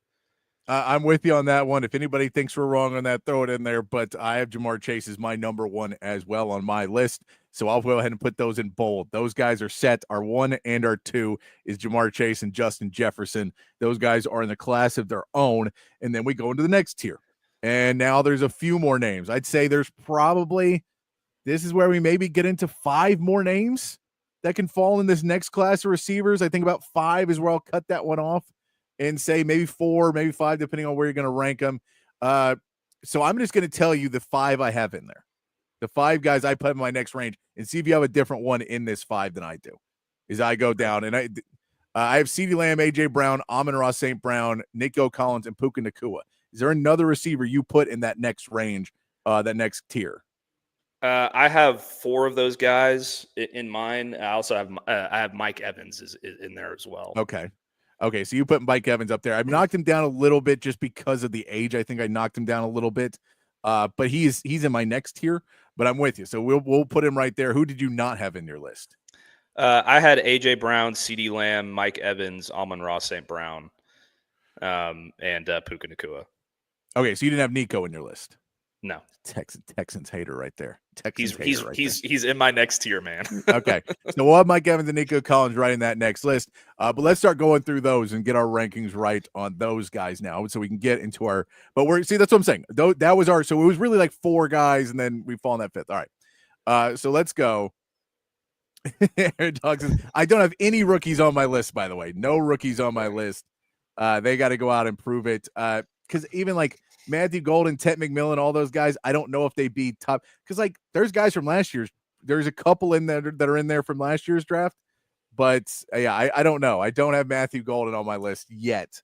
I think he's going to be the number 1 receiver in Golden State in Green Bay, so he might be up there. He might climb up, but I have no rookies on my list. It's a good pull there, Hair of the Dog. I like that. Do you have any rookies on your list, Matt? No, I don't. I don't know where I'd put one in because I don't think Ted McMillan would be in there for me yet. And that's your number 1. Igbuka's on a team with. You could probably put him in the top 30. Yeah, but I'm not going to put him in my top. Yeah, because I don't know what guy they would knock out to get in there. So I'm gonna. All right. So I like it. I like the thought. I may have to address that later. We may have to look and see if any of those guys are better once we get down to our list. But all right, let's start off. Who's at number 3? If you had to go, CeeDee Lamb or A.J. Brown? I would go A.J. Brown. Okay, if you have to go, go ahead. Say. Oh, I was just going to say, I think he's just a more complete receiver than CeeDee Lamb. I think he's a little bit more physical, and he's a little bit better in the red zone. That's what gives him the edge for me. Okay, A.J. Brown or Amon-Ra St. Brown? A.J. Brown. Okay, A.J. Brown or Puka Nacua? A.J. Brown. Okay, so A.J. Brown sits there. I had him at my 4, but I believe he could be number 3. That was a hard decision, so I'm fine moving him up to our number 3, A.J. Brown, as the number 3 receiver in the NFL right now, because that's where we're going to put him against these guys. If he's there, CeeDee Lamb versus Amon-Ra St. Brown, where do you fit? Where do you sit? I have CD okay, ahead of Amon-Ra. And what about CD and Puka Nacua? I also have CD there. All right, and then Amon-Ra versus Puka. I have Amon-Ra, but it's super close. Okay, I like that. That's very similar to what I have listed on my list. I had CeeDee Lamb, A.J. Brown, Amon-Ra. I actually have Nico at my 6, and then Puka Nacua at my 7. But again, that's really close, and maybe a little bit of homer for me for Nico Collins. But I'm going to go ahead and put our list in. We get A.J. Brown as our number 3 now. He'll jump in there. If I can, if I use the right keyboard, it helps. Forget I have 2 computers right here. So we'll have A.J. Brown as our number 3, and we'll change CeeDee Lamb to our number 4. Amon-Ra Brown sits at number 5, and Puka Nacua jumps up to number 6 on my list. So he's our number 6. Then let's go Mike Evans or Nico Collins. You have Mike Evans above Nico Collins there? I do, just because I think he's a future Hall of Famer, and I know that he's getting a little up there, but I still think he's going to be dominant next year and be one of the top wide receivers in the league. So I give him the edge over Nico. So he has the touchdown edge, and that was kind of why he jumped high on my list, was the touchdown edge. He had 74 receptions for 1,004 yards, 11 touchdowns in 14 games. He had 71.7 yards per game. We saw Nico Collins had 68 receptions, 1,006 yards, 7 touchdowns. He did that in 12 games. So he played 2 less games, had pretty similar numbers in 2 less games, 83.8 yards per game. I'm going to still give the edge to Nico. I'm going to call this one for Nico. Nico Collins, it doesn't get watched enough. That dude is a beast. And if he stays healthy and stays on the field, he would put up massive, massive numbers. That dude is a really, really good wide receiver. Mike Evans, I like a lot, but he's getting to the point in his career where he's really good, but I don't know if he's good through a whole game as much as he's really good in certain situations, way better than other people. So I'm going to give the edge to Nico because it's my list too. And but I like it, but we're going to put Nico at 7 and Mike Evans at 8. That then brings us to our next group of guys. I'm going to throw in a interesting one here for you, because now we can start to get into some next. Who is your next wide receiver after this? Because now we're getting into several players that are in that next group. Hold on. I have Malik Neighbors, I have Devontae Adams, and then I had Nico Collins. Okay, so I have Malik Neighbors and Devontae Adams my next 2 as well. So we're close on this one as well. Who do you put ahead, Malik Neighbors or Devontae Adams? I'm going to put Malik Neighbors just a little bit ahead of him because he's young, and his rookie year he was so good, and I think he's going to be even better next year. He did all that without a quarterback. Yeah, he did all that without a quarterback, and I think Devontae Adams is going to have an awesome year, and I think he's a top 10 receiver, but I just think that Malik Neighbors has the slight edge here. So I'm with you on that one. So number 9 on our list is Malik Neighbors. Number 10 is Devontae Adams. Still a top 10 receiver, Devontae Adams. But I look, we're pretty simpatico on these. If you want to see the difference of stats between those two, Malik Neighbors had 109 receptions, a lot of receptions, 1,204 yards, 7 touchdowns in 15 games. He averaged 80.3 yards per game. Devontae Adams had 85 receptions and 1,063 yards, 8 touchdowns, which is a pretty good touchdown number for playing 14 games, and 75.9 yards per game. So a really good run there. Now is where it starts to get a little bit more complicated once you get out of that top 10. But this is where it's kind of a little bit of fun once we get out of the top 10. So I'm going to start throwing some names at you, and we'll start seeing where you think they fall. Terry McLaurin, 82 receptions. And I know Scary Terry doesn't get a lot of love before last year, but here's his numbers. Scary Terry had 82 receptions for 1,096 yards, 13 touchdowns, 17 games he played, 64.5 yards. So not a yardage machine at all, but a beast around the end zones. 13 touchdowns is near the top of the NFL last season for touchdowns. So Terry McLaurin's up there, or we could go with the T. Higgins, another touchdown monster there. He had 73 receptions, 911 yards, 10 touchdowns. He only played 12 games, and he had 75.9 yards per game. Are you going T. Higgins there, or are you going Scary Terry? I have something against Terry McLaurin. So okay, you have something against Terry McLaurin.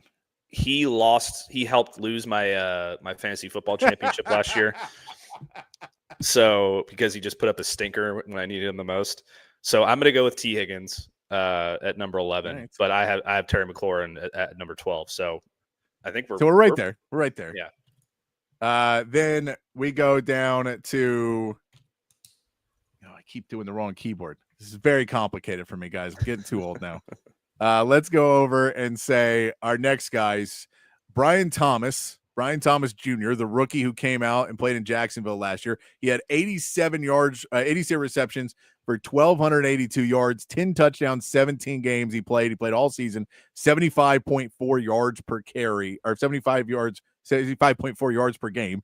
So we can get that out. And then there's a couple other guys that kind of fall into this.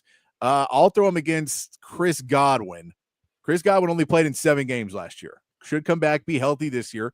He had 50 receptions for 576 yards, 5 touchdowns, averaged 82.3 yards per game, which is well over anybody was getting in. I mean, that's top 5 numbers for you, 82.3 yards per game. That's well up there in receptions for the games he played. He only played in 7, though.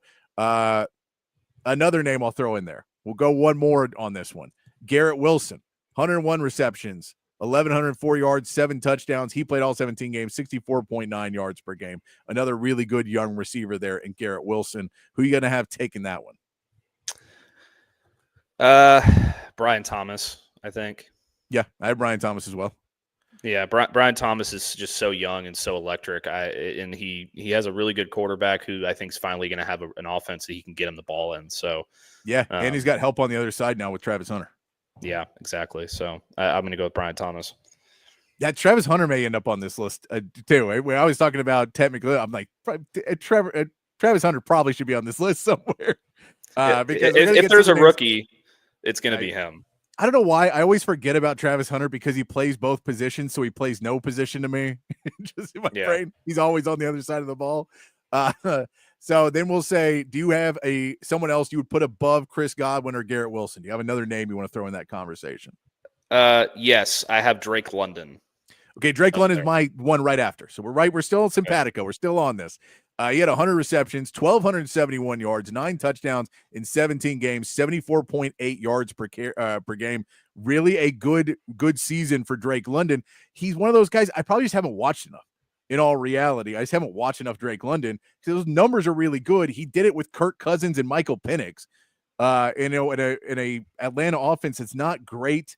Bijan Robinson's there as well. Kyle Pitts is not doing anything, but Drake London, it's a good shout. Do you put Drake London above both Godwin and Wilson, or do you put him at your 14? I do. Yeah. I'm going to say Godwin's still going to be ahead of him because Godwin's numbers are really, really, really good for 7 games. Like that guy, when he's healthy, when he comes back, as it shifts more with the new contract, it feels like it's going to be more and more his team as a wide receiver going forward. Mike Evans is still the guy, but Chris Godwin is he just feasts off it if he can stay on the field.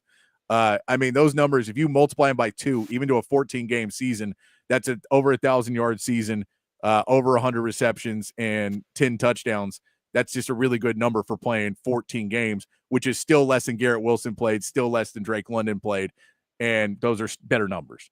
So I'll put him up there just because he has played so well.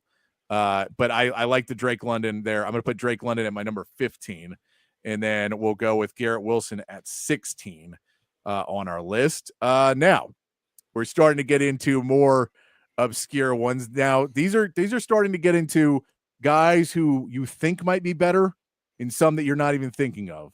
Travis Hunter probably falls into this group right here, where if you put him just as a rookie, maybe up a little bit more. Maybe an oddball off the wall, but had an amazing rookie season. Ladd McConkey, 82 receptions for 1,149 yards, 7 touchdowns. He played 16 games, had 71.8 yards per game. Do you take Ladd McConkey there or DK Metcalf? He had 66 receptions for 992 yards. He only played in 15 games. He had 5 touchdowns, 66.1 yards per game. DK just didn't have a great year last year. He still does scare me. I still think he's a really good wide receiver, but he's just fallen down that list a little bit more. I would have thought DK Metcalf would have been at least a top 15 wide receiver, but I don't think he is right now. And he didn't have a quarterback throwing him the ball. So no, and he didn't. I mean, last year, though, he had Geno Smith, and he still wasn't doing a ton. And it's not like Lockett was doing so good. Geno Smith is going to be better than whatever they have right now. At least I agree. The roster is currently constructed. So yeah, no, I'm with you. That's what I'm saying is I don't know if he's got the setup to be super successful. Yeah. So I mean, the pucker factor is still there for sure with DK Metcalf, but it just doesn't feel like he gets if he has a ball in his hands in space, he's maybe top 5. maybe top 10. But if he's got to get open and go get plays, I don't know if he's in that group anymore. Yeah, in terms of talent, I think he's a top 10 receiver, but there's so many more things that go into it that I have Ladd McConkey above DK. DK is a little bit lower on my list. Okay. So let's go with McConkey there. Okay, Ladd McConkey. What about DK Metcalf or Tyreek Hill? Tyreek Hill's numbers last year sucked. They did. But I can't leave him off this list completely because the prior 2 years, he had 1,700 yards receiving in both those years. He was top 3 receiver the last in 2023 and 2022. 2024, those numbers dropped considerably. He only had Tyreek Hill had 81 receptions, 951 yards, 6 touchdowns. He played in all 17 games. He did not play healthily in a lot of those games. A lot of the games he was really beat up. He played time and sat out, but only 56.4 yards per game. He wouldn't be statistically on my list, but the last few years before that, he was a top 3 receiver. So it feels wrong to leave him out of the top 20 to go, you were top 3, 25. That drop feels wrong to me, right? Am I crazy on that? No, I don't think you're crazy. I have him right behind McConkey, so I think you're right. I have him above DK as well. Okay, so yeah, the Tyreek Hill, because his numbers sucked last year. He was, not that receiver, and that's why there's been so many problems. I now see Tyreek Hill rumors to Pittsburgh. Those apparently rumors are being circulated now. That may be one of the targets they look at for the Steelers to get a second wide receiver in there, which I don't get why you trade out a problem wide receiver and get a problem wide receiver that costs more. It's older. It's on the down. None of that makes any sense to me. Maybe if you get him for like a 6 or something, it's worth it, but I don't know about that one. But yeah, we'll put him at 18 then. And we'll put DK Metcalf. Well, actually, we'll push DK Metcalf. We'll give him another one. DK Metcalf against Jerry Jeudy. And this is an interesting. Jerry Jeudy had 90 receptions for 1,229 yards last year, 4 touchdowns in 17 games, 72.3 yards per game. But these came in just bunches, which is he would have a gigantic game and then completely disappear. So his season stats look pretty good, but he had a lot of games where he completely disappeared, especially once Jameis Winston was no longer the quarterback. Is Jerry Jeudy in your top 20? Is he in this list for you? He's my number 21. So I have him right behind DK Metcalf. He's just been too inconsistent for me, but the stats are there. But like you said, it kind of came in bunches, and it wasn't as consistent as I'd like to see. So I have him behind DK for sure. Okay, so where do you then put Jerry? Who do you have as your 20 then? Who do you put in as that last guy in your number 20? This was a difficult one because, yeah, you're starting to get down into it. DJ Moore is my number 20 because he's the number 1 receiver in that offense. I think that he, last year things were just so bad for them offensively with the offensive line and the lack of a running game that they weren't really able to be balanced. I think this year that's going to change. I think he's going to be a top 20 wide receiver, but he just edges out Jerry Jeudy for me. It's close, but he edges him out. Okay. I like that. You know what we're going to do? We're going to put Travis Hunter somewhere in this list because I don't want to have to pick between Jerry Jeudy and DJ Moore. So we're just going to put Travis Hunter somewhere in this list. That's how I'm going to solve this problem to get to 20 without having to pick between those two guys. Because it's such a weird pick between two guys. Like, it's DJ Moore, but DJ Moore shouldn't be a top 20 wide receiver either. I'll tell you an honorable mention real quick, and it is just an honorable mention. I couldn't put him in because he didn't have a big enough sample size, and the pucker factor doesn't seem there. But Rashee Rice's stats. Rashee Rice had 24 receptions for 288 yards and 2 touchdowns, and he played 72 yards per game. All his stats were pretty good considering he played 4 games. So if we say you multiply that by 4, he now jumps into the category of being a top 15 wide receiver again. And I think he jumps into that category of what can he do in a full season. So I'm curious to see what Rashee Rice could be, but I'm not going to give it to him yet because it's such a small sample size.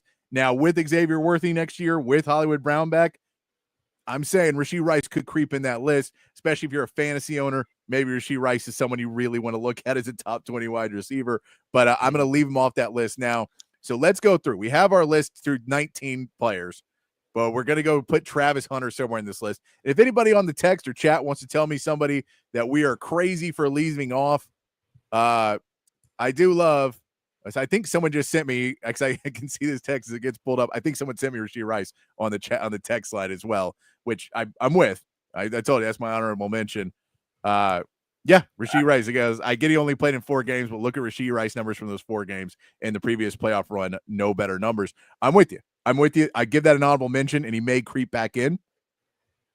But I'm going to put Travis Hunter in there because I think Rashee Rice is still fighting to get in there, and we're not going to see what that offense is going to be with everybody that's there until we get there. So I'm going to leave them off for right now, but honorable mention, Rashee Rice, 100% honorable mention for Rashee Rice. Good shout on the text line because I've got it on my list too, so good shout there.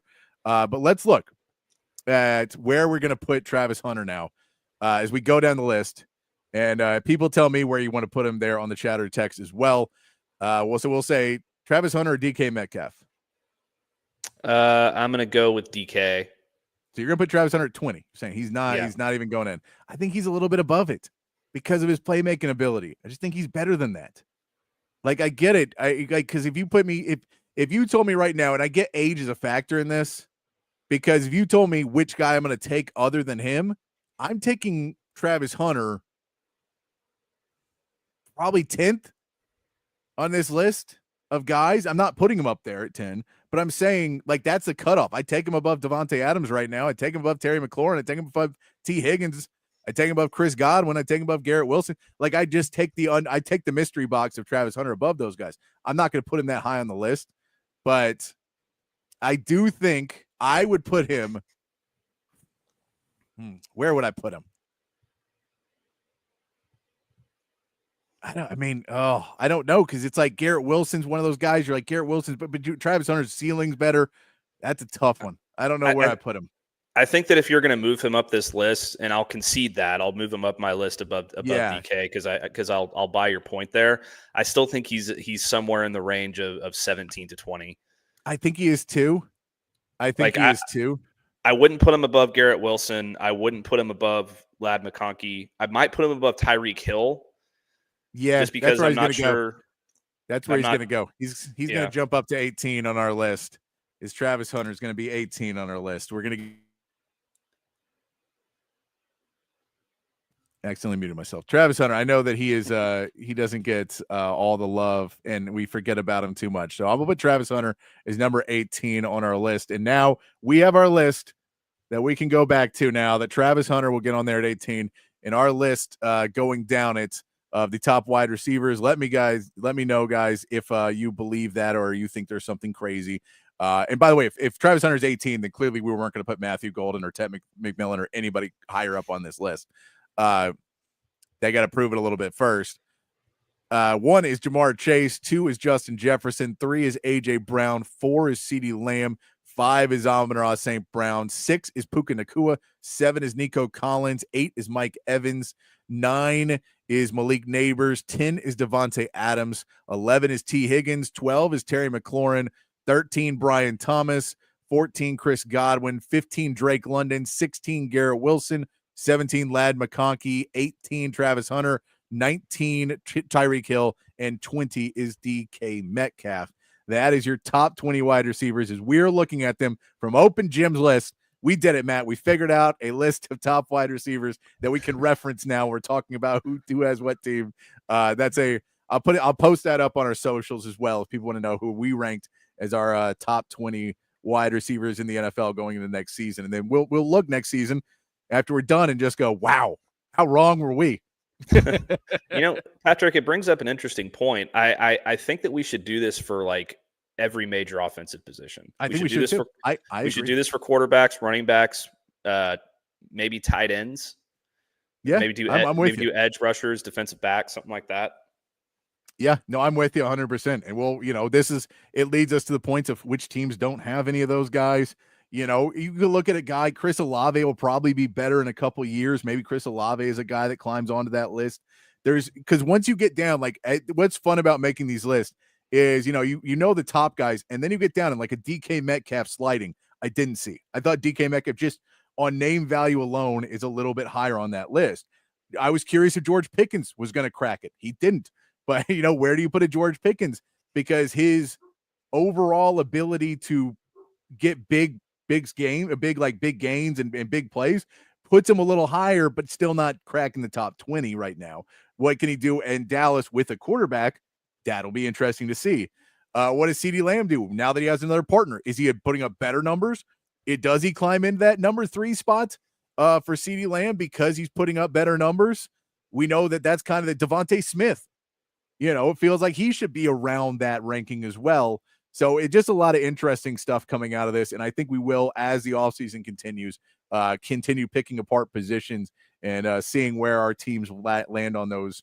But it's a lot of fun to get together the definitive open gym list of wide receivers here for everybody as we continue on a Friday afternoon. I hope nobody comes at that. Remember, you can hit us up on social media or anywhere else if you want to throw us you're thinking that we're complete idiots and we've moved things around. I think Mike Evans will probably get us the most. Mike Evans, maybe Devontae, but I think Mike Evans will, because that's the people I've asked about it before the show today.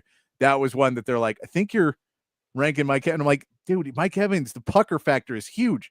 He's just a beast in the red zone, and he doesn't drop pat. Like he's that type of guy who maybe doesn't catch anything. Like I have it on my fantasy team before, and you'll be looking at the third quarter and you'll be like, he's got 4 points, dude. And then you check at the end of the game and he's got 28. What happened? Yeah. What happened in the last? You're like, oh, they just only threw it to Mike Evans for the last quarter of the game, and he caught every single thing thrown his way. Let's get into a little talk, Matt, as we get closer to the end. Oh, go ahead. Just real quick. I would love to get into these other lists with you throughout the offseason, Patrick, but I have one request. What's that? Please do not ever make us rank the top 10 NBA players of all time. That's my one request. It's so much fun, dude. Because there is nothing that bothers me more than watching these like old head people pick the top 10 players of all time. Like, I got MJ, Wilt, Bill Russell, Shaq. What about? I hate it. It's not a logical argument. You can't do it. It's stupid. Nobody ever bring that to me. I will never have that discussion. If you want to have that discussion on this show, you're going to have to get a guess because I won't. So on Monday, we'll be doing the top 75 players in order in the NBA. No, we won't be doing that. We could do top NBA players now. We could do that. But no, those lists are so subjective, and it's just so hard to look at, and compare generations. I like to do it kind of in tiers when I do it and just go like, these are the best players. These guys deserve to be here. And then so you can go, these guys are top 5, these guys are top 10, these guys are top 15, top 20. And so I'm all about, I enjoy doing that a little bit more, but I get the problem of sometimes you deal with people that don't have any perspective on the issue. And it is Steph Curry's, 30. You're like, if you think Steph Curry's the 30th best all-time player, we can't have this conversation.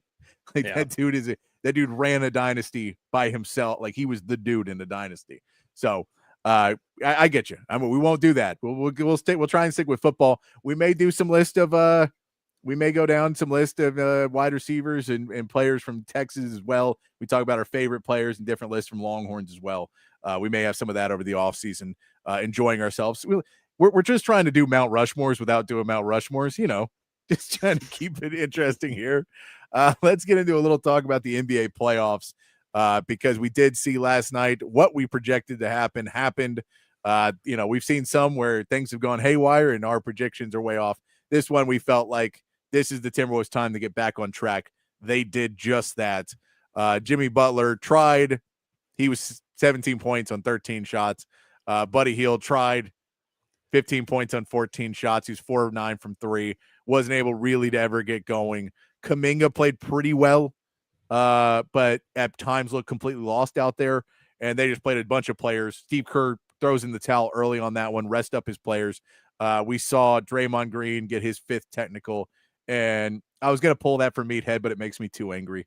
Draymond Green afterwards saying, you're painting a narrative, and you're like, we're not painting a narrative. You've been this guy. You've been a dirty player your entire career. You've yelled at refs and acted like you were an entitled brat your entire career. That's what we're treating you like. You're not an angry black man. You're an entitled black man. You believe that the world revolves around you, that in the NBA, if they don't listen to your suggestions, then they're stupid and you're smart.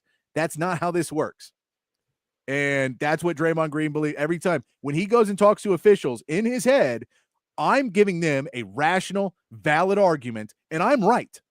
Whether or not I foul the guy, I'm right. And these guys are treating me like I'm an idiot because they don't just turn around and go, Draymond said we didn't foul him.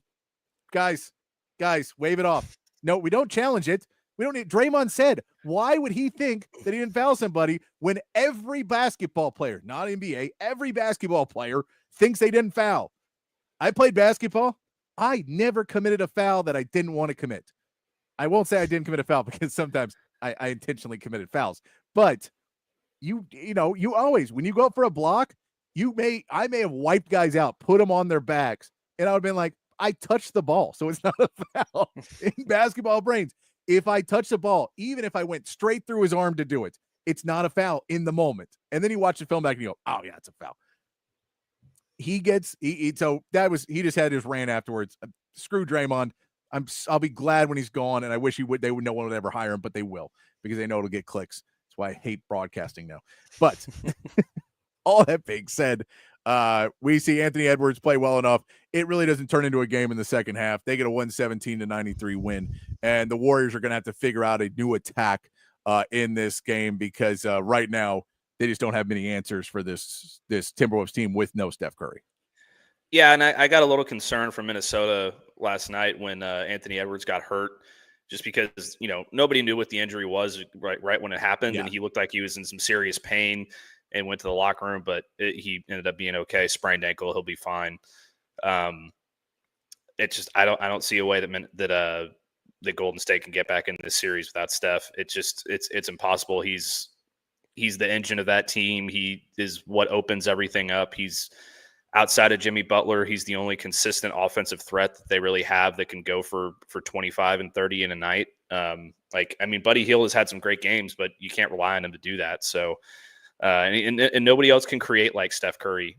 Like almost in the NBA, there is still nobody who can create like Steph Curry. So it's really hard to see Golden State getting out of this one. I don't think they win another game, honestly.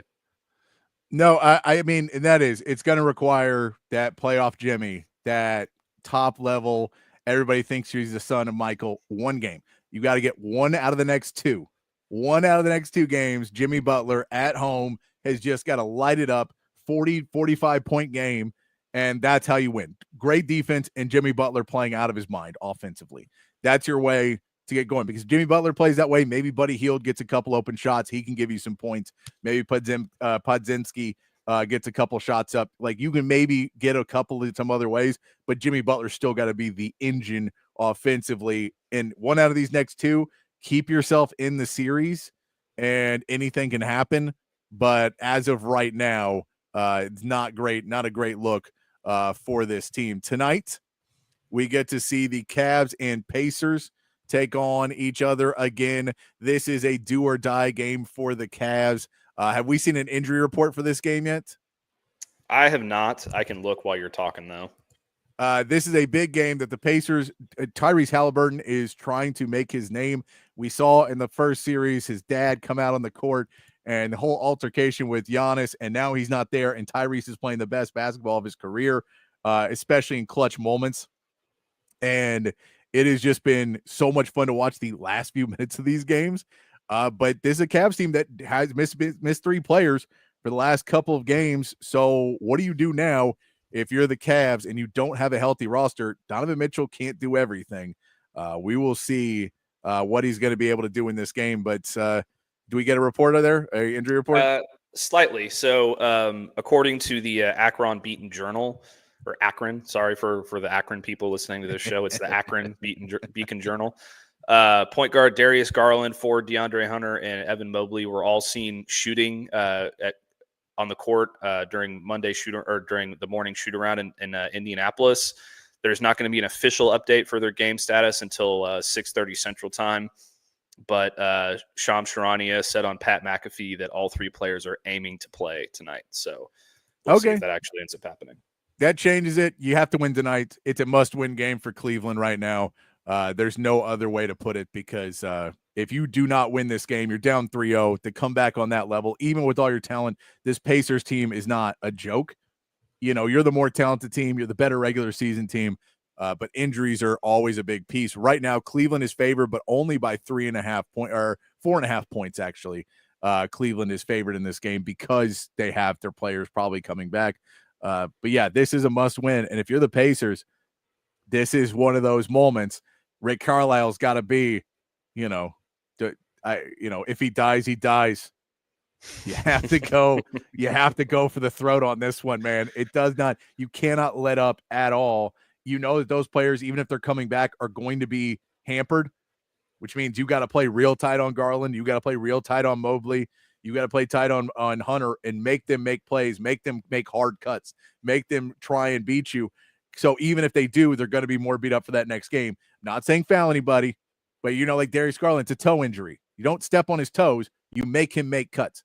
You make him plant his feet, because that's how you effectively target somebody without being a cheap player going after them.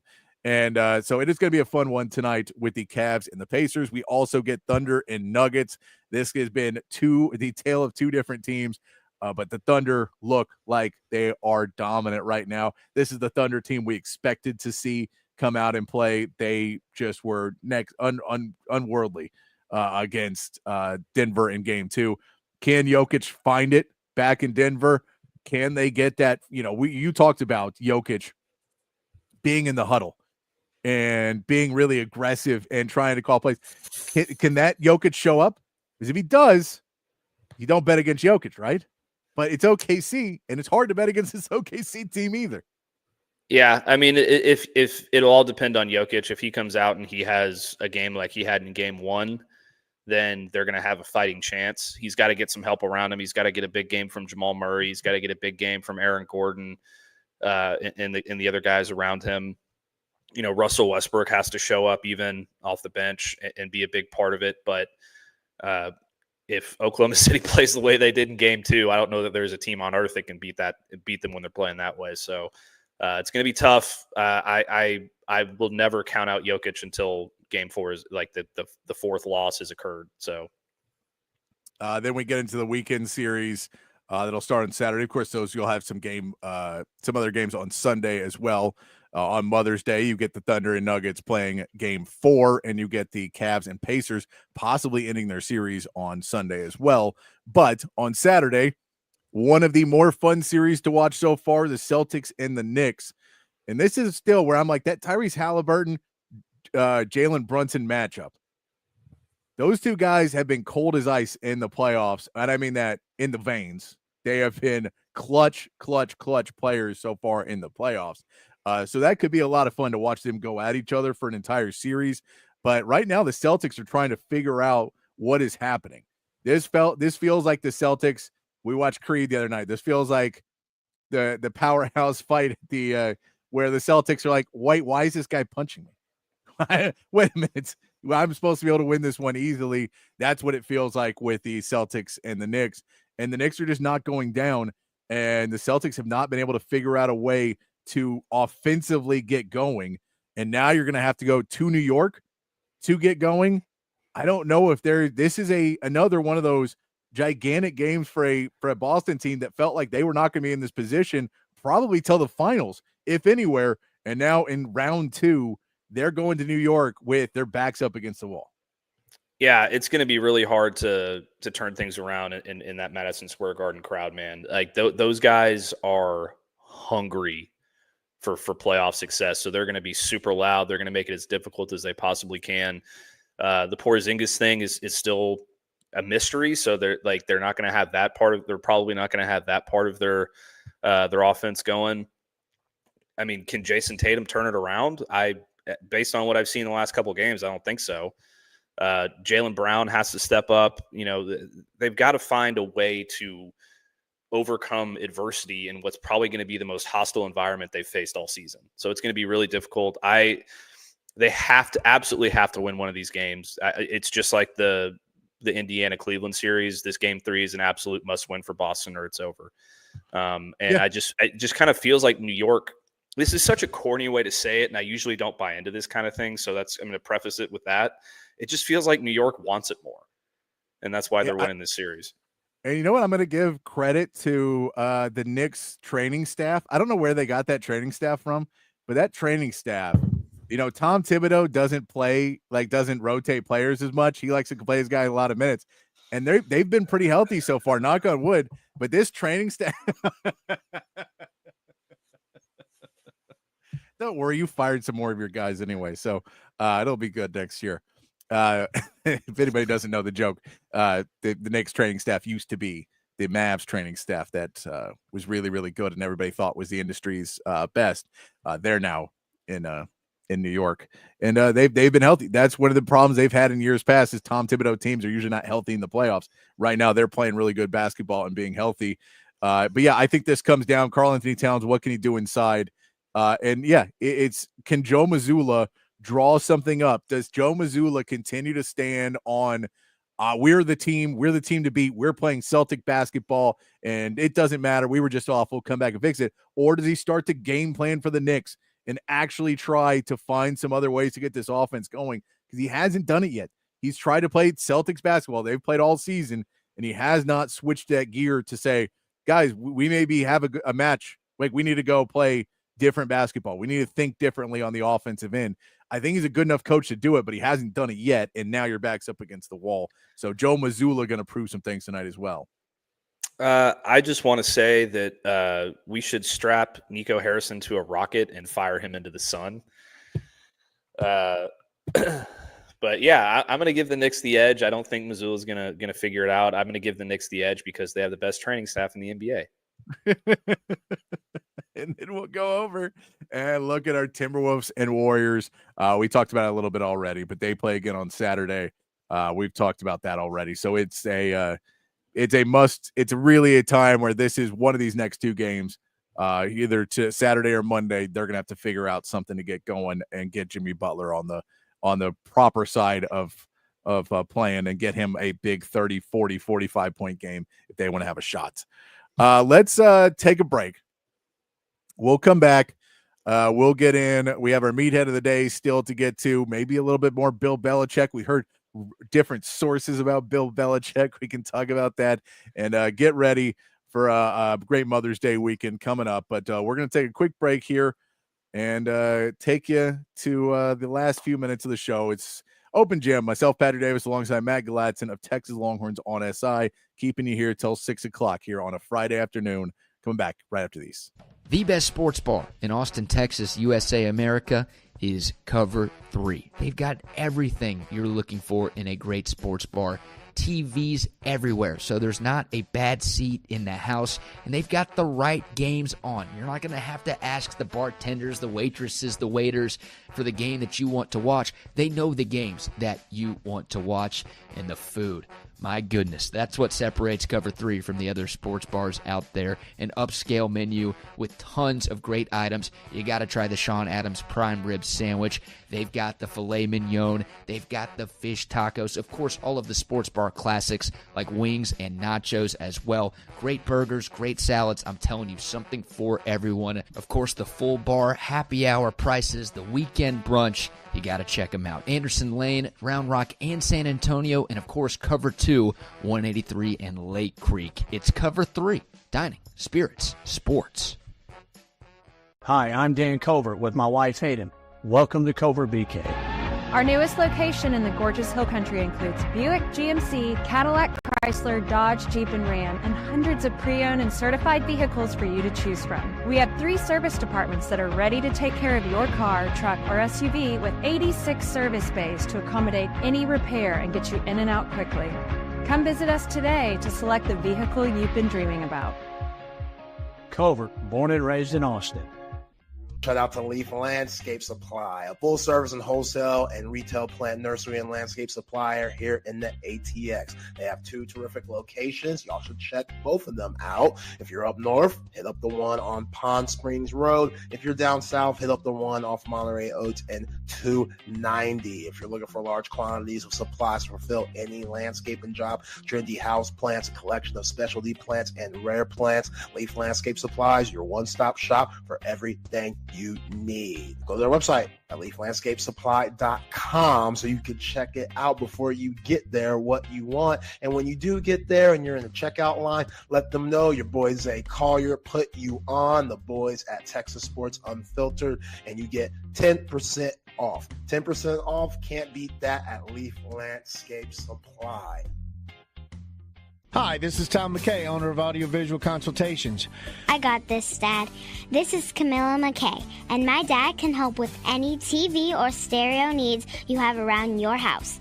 Just call him and he will come to you with advice and a great price. And the guys that work for him are awesome. They can install anything, anywhere.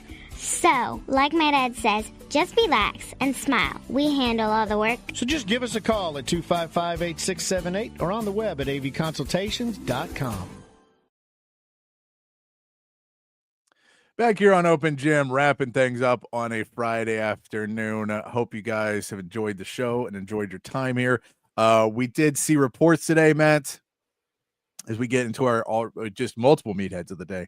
Get to reports that Pablo Torre, apparently he did not write this report, but he gave a whole episode about the Bill Belichick, Jordan Hudson debacle that is happening.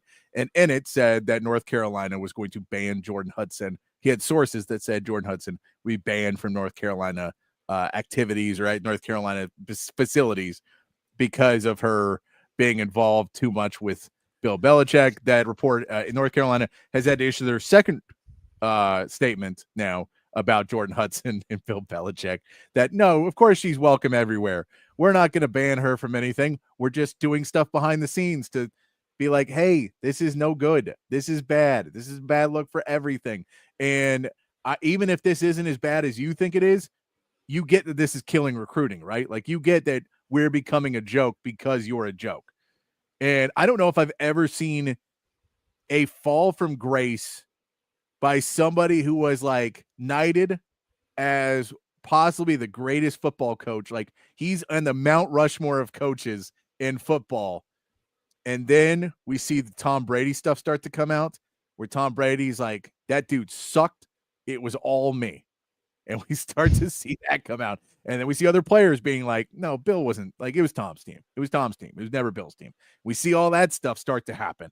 And then he goes and he starts to go and do announcing stuff. We'll go, okay, this is a Bill Belichick we didn't expect to see. So maybe a rise back up. And then he gets Jordan Hudson.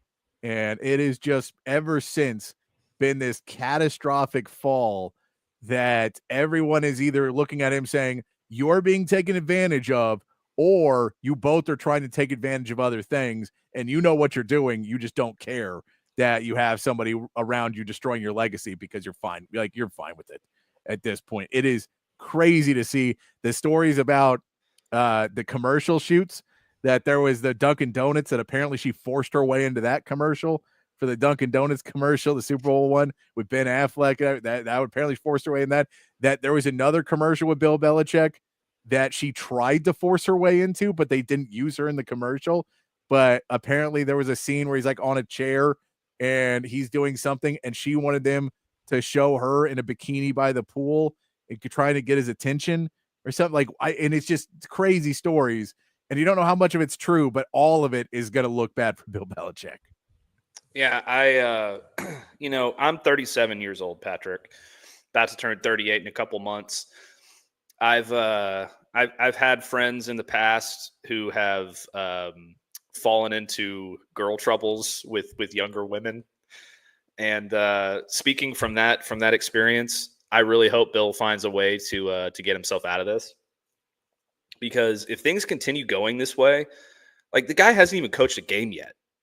And if things continue going this way and it keeps snowballing into a disaster, like I'm starting to wonder if he's ever going to coach a game there. Like it's getting really weird.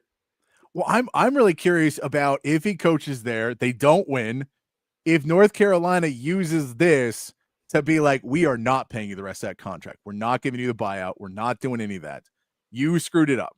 You are, this is a whatever clause we can find in our contract that basically says we're not paying you. This was a scam from you guys from the start, apparently. And we feel like you came into this not being serious about being the coach of North Carolina. and for whatever reason, you just came in and grifted us. So it doesn't seem like it's going to end well. Now, we'll see. If he gets results out on the football field, that's one thing. But who's coaching the offense? Because we kept hearing and we kept seeing that he was not the guy coaching the offense. Maybe he could evaluate talent a little bit, but even then, once you got past, some of the other scouts that were with him all got other jobs, his talent scouting was not as good as it used to be. So I don't know what Bill Belichick's going to end up doing, but he's got a rough road ahead of him and more bad news coming out. Just every week, it's something else. Yeah, Freddie Kitchens is the offensive coordinator. I guess he's going to run the offense. He used to be at Cleveland, I think. Yeah, something like that.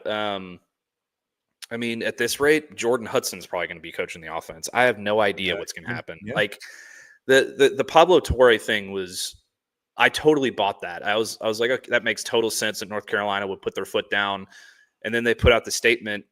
The statement kind of read to me like, we're not going to say that she's banned, and she's totally quote unquote welcome in our facilities, but then behind the scenes are like, get out of here. You can't be here. Like, yeah, no, you're not banned from our facilities, but you're banned from certain rooms in our facility. You don't need to be around. You can't be in any of the coaches' areas. You can't be. You're welcome to come to games. You're welcome to be. But no, you're not allowed to be running anything. The CEO not allowed to be on the field during practice. Yeah, those things might be a little bit more accurate to what she's actually banned from. Here's another meathead of the day for you.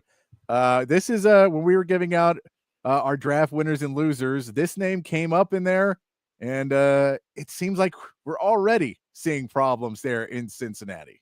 Mini camp today? I just decided not to sign those papers. Do you anticipate signing your contract before Monday to join the team, or you're not sure when that's going to come together? I would hope so. I mean, I would love to be part of the team. I'd be on the sideline just looking at everybody else do work. To say how tough it is for you. Yeah, especially on the first day, it's kind of tough on me. Are you part of the meetings? Are you doing other things as part of this? Oh yeah, I'm doing everything else. I'm just like on the field stuff. I'm not doing it. There's a Bengals draft pick, Shamar Stewart, who is not signing a deal and not showing up yet. So he's there. He's going to go to meetings, but he will not do any infield. He's not doing any on-field activities for the Bengals. Already being like, no, you got to show me that money up front. Oh, I want that money up front. Guys, that is not a great sign if you're a Bengals fan. I know the Bengals are a notoriously cheap franchise, but everybody else is getting signed right now, and we see Shamar Stewart not playing. That's not a great sign. Yeah, I don't understand. Like, he was lucky to be picked that high in the first place. He's going to have a contract that is like by league law that's going to be, in that area of where he got picked. So I don't understand what he's waiting for. This is very bizarre to me. It's not a great look to start his career. It's not a good look on the Bengals that they're having an issue with their rookie who they're, invested all this draft capital. It's super weird, and it reeks of toxicity. Yeah, no, it's not a good look for the Bengals when they're like, hey, you didn't want to pay your defense. You know that defensive end you're trying to replace because you didn't want to pay him, so you drafted another guy? We're not going to pay him either? Like, where's going on? Trade back the pick if you don't want it. Or it could just be Shamar Stewart being Shamar Stewart and believing that he's worth everything and he wants the total max amount of money he could make and it fully guaranteed and everything. I want all of it in writing and done. And the Bengals like, no, it's not what we do. Go out there and play, and you're not a good start. So not a good start for the Bengals on this one. But we got about a minute left. Are you say what you got? What you got? Well, I was going to say, who did sign their contract today? A bunch of people, but Kelvin Banks. He did, and there was no noise about it. And he just went in there and signed his deal, and he's ready to go to work because he is a high character young man. And Shamar Stewart is really making me doubt what he's about.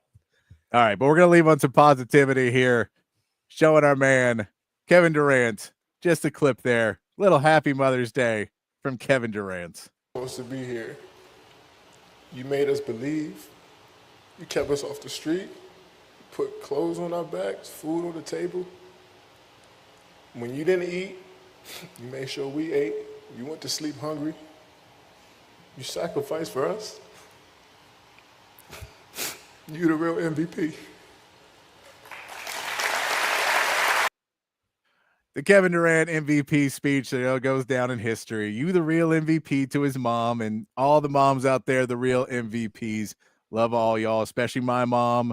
Love you so much. So happy Mother's Day to all the mothers out there. Yeah, and a big shout out to Kathy Galatzan. I love you as well. I have the best mom in the world, so happy Mother's Day.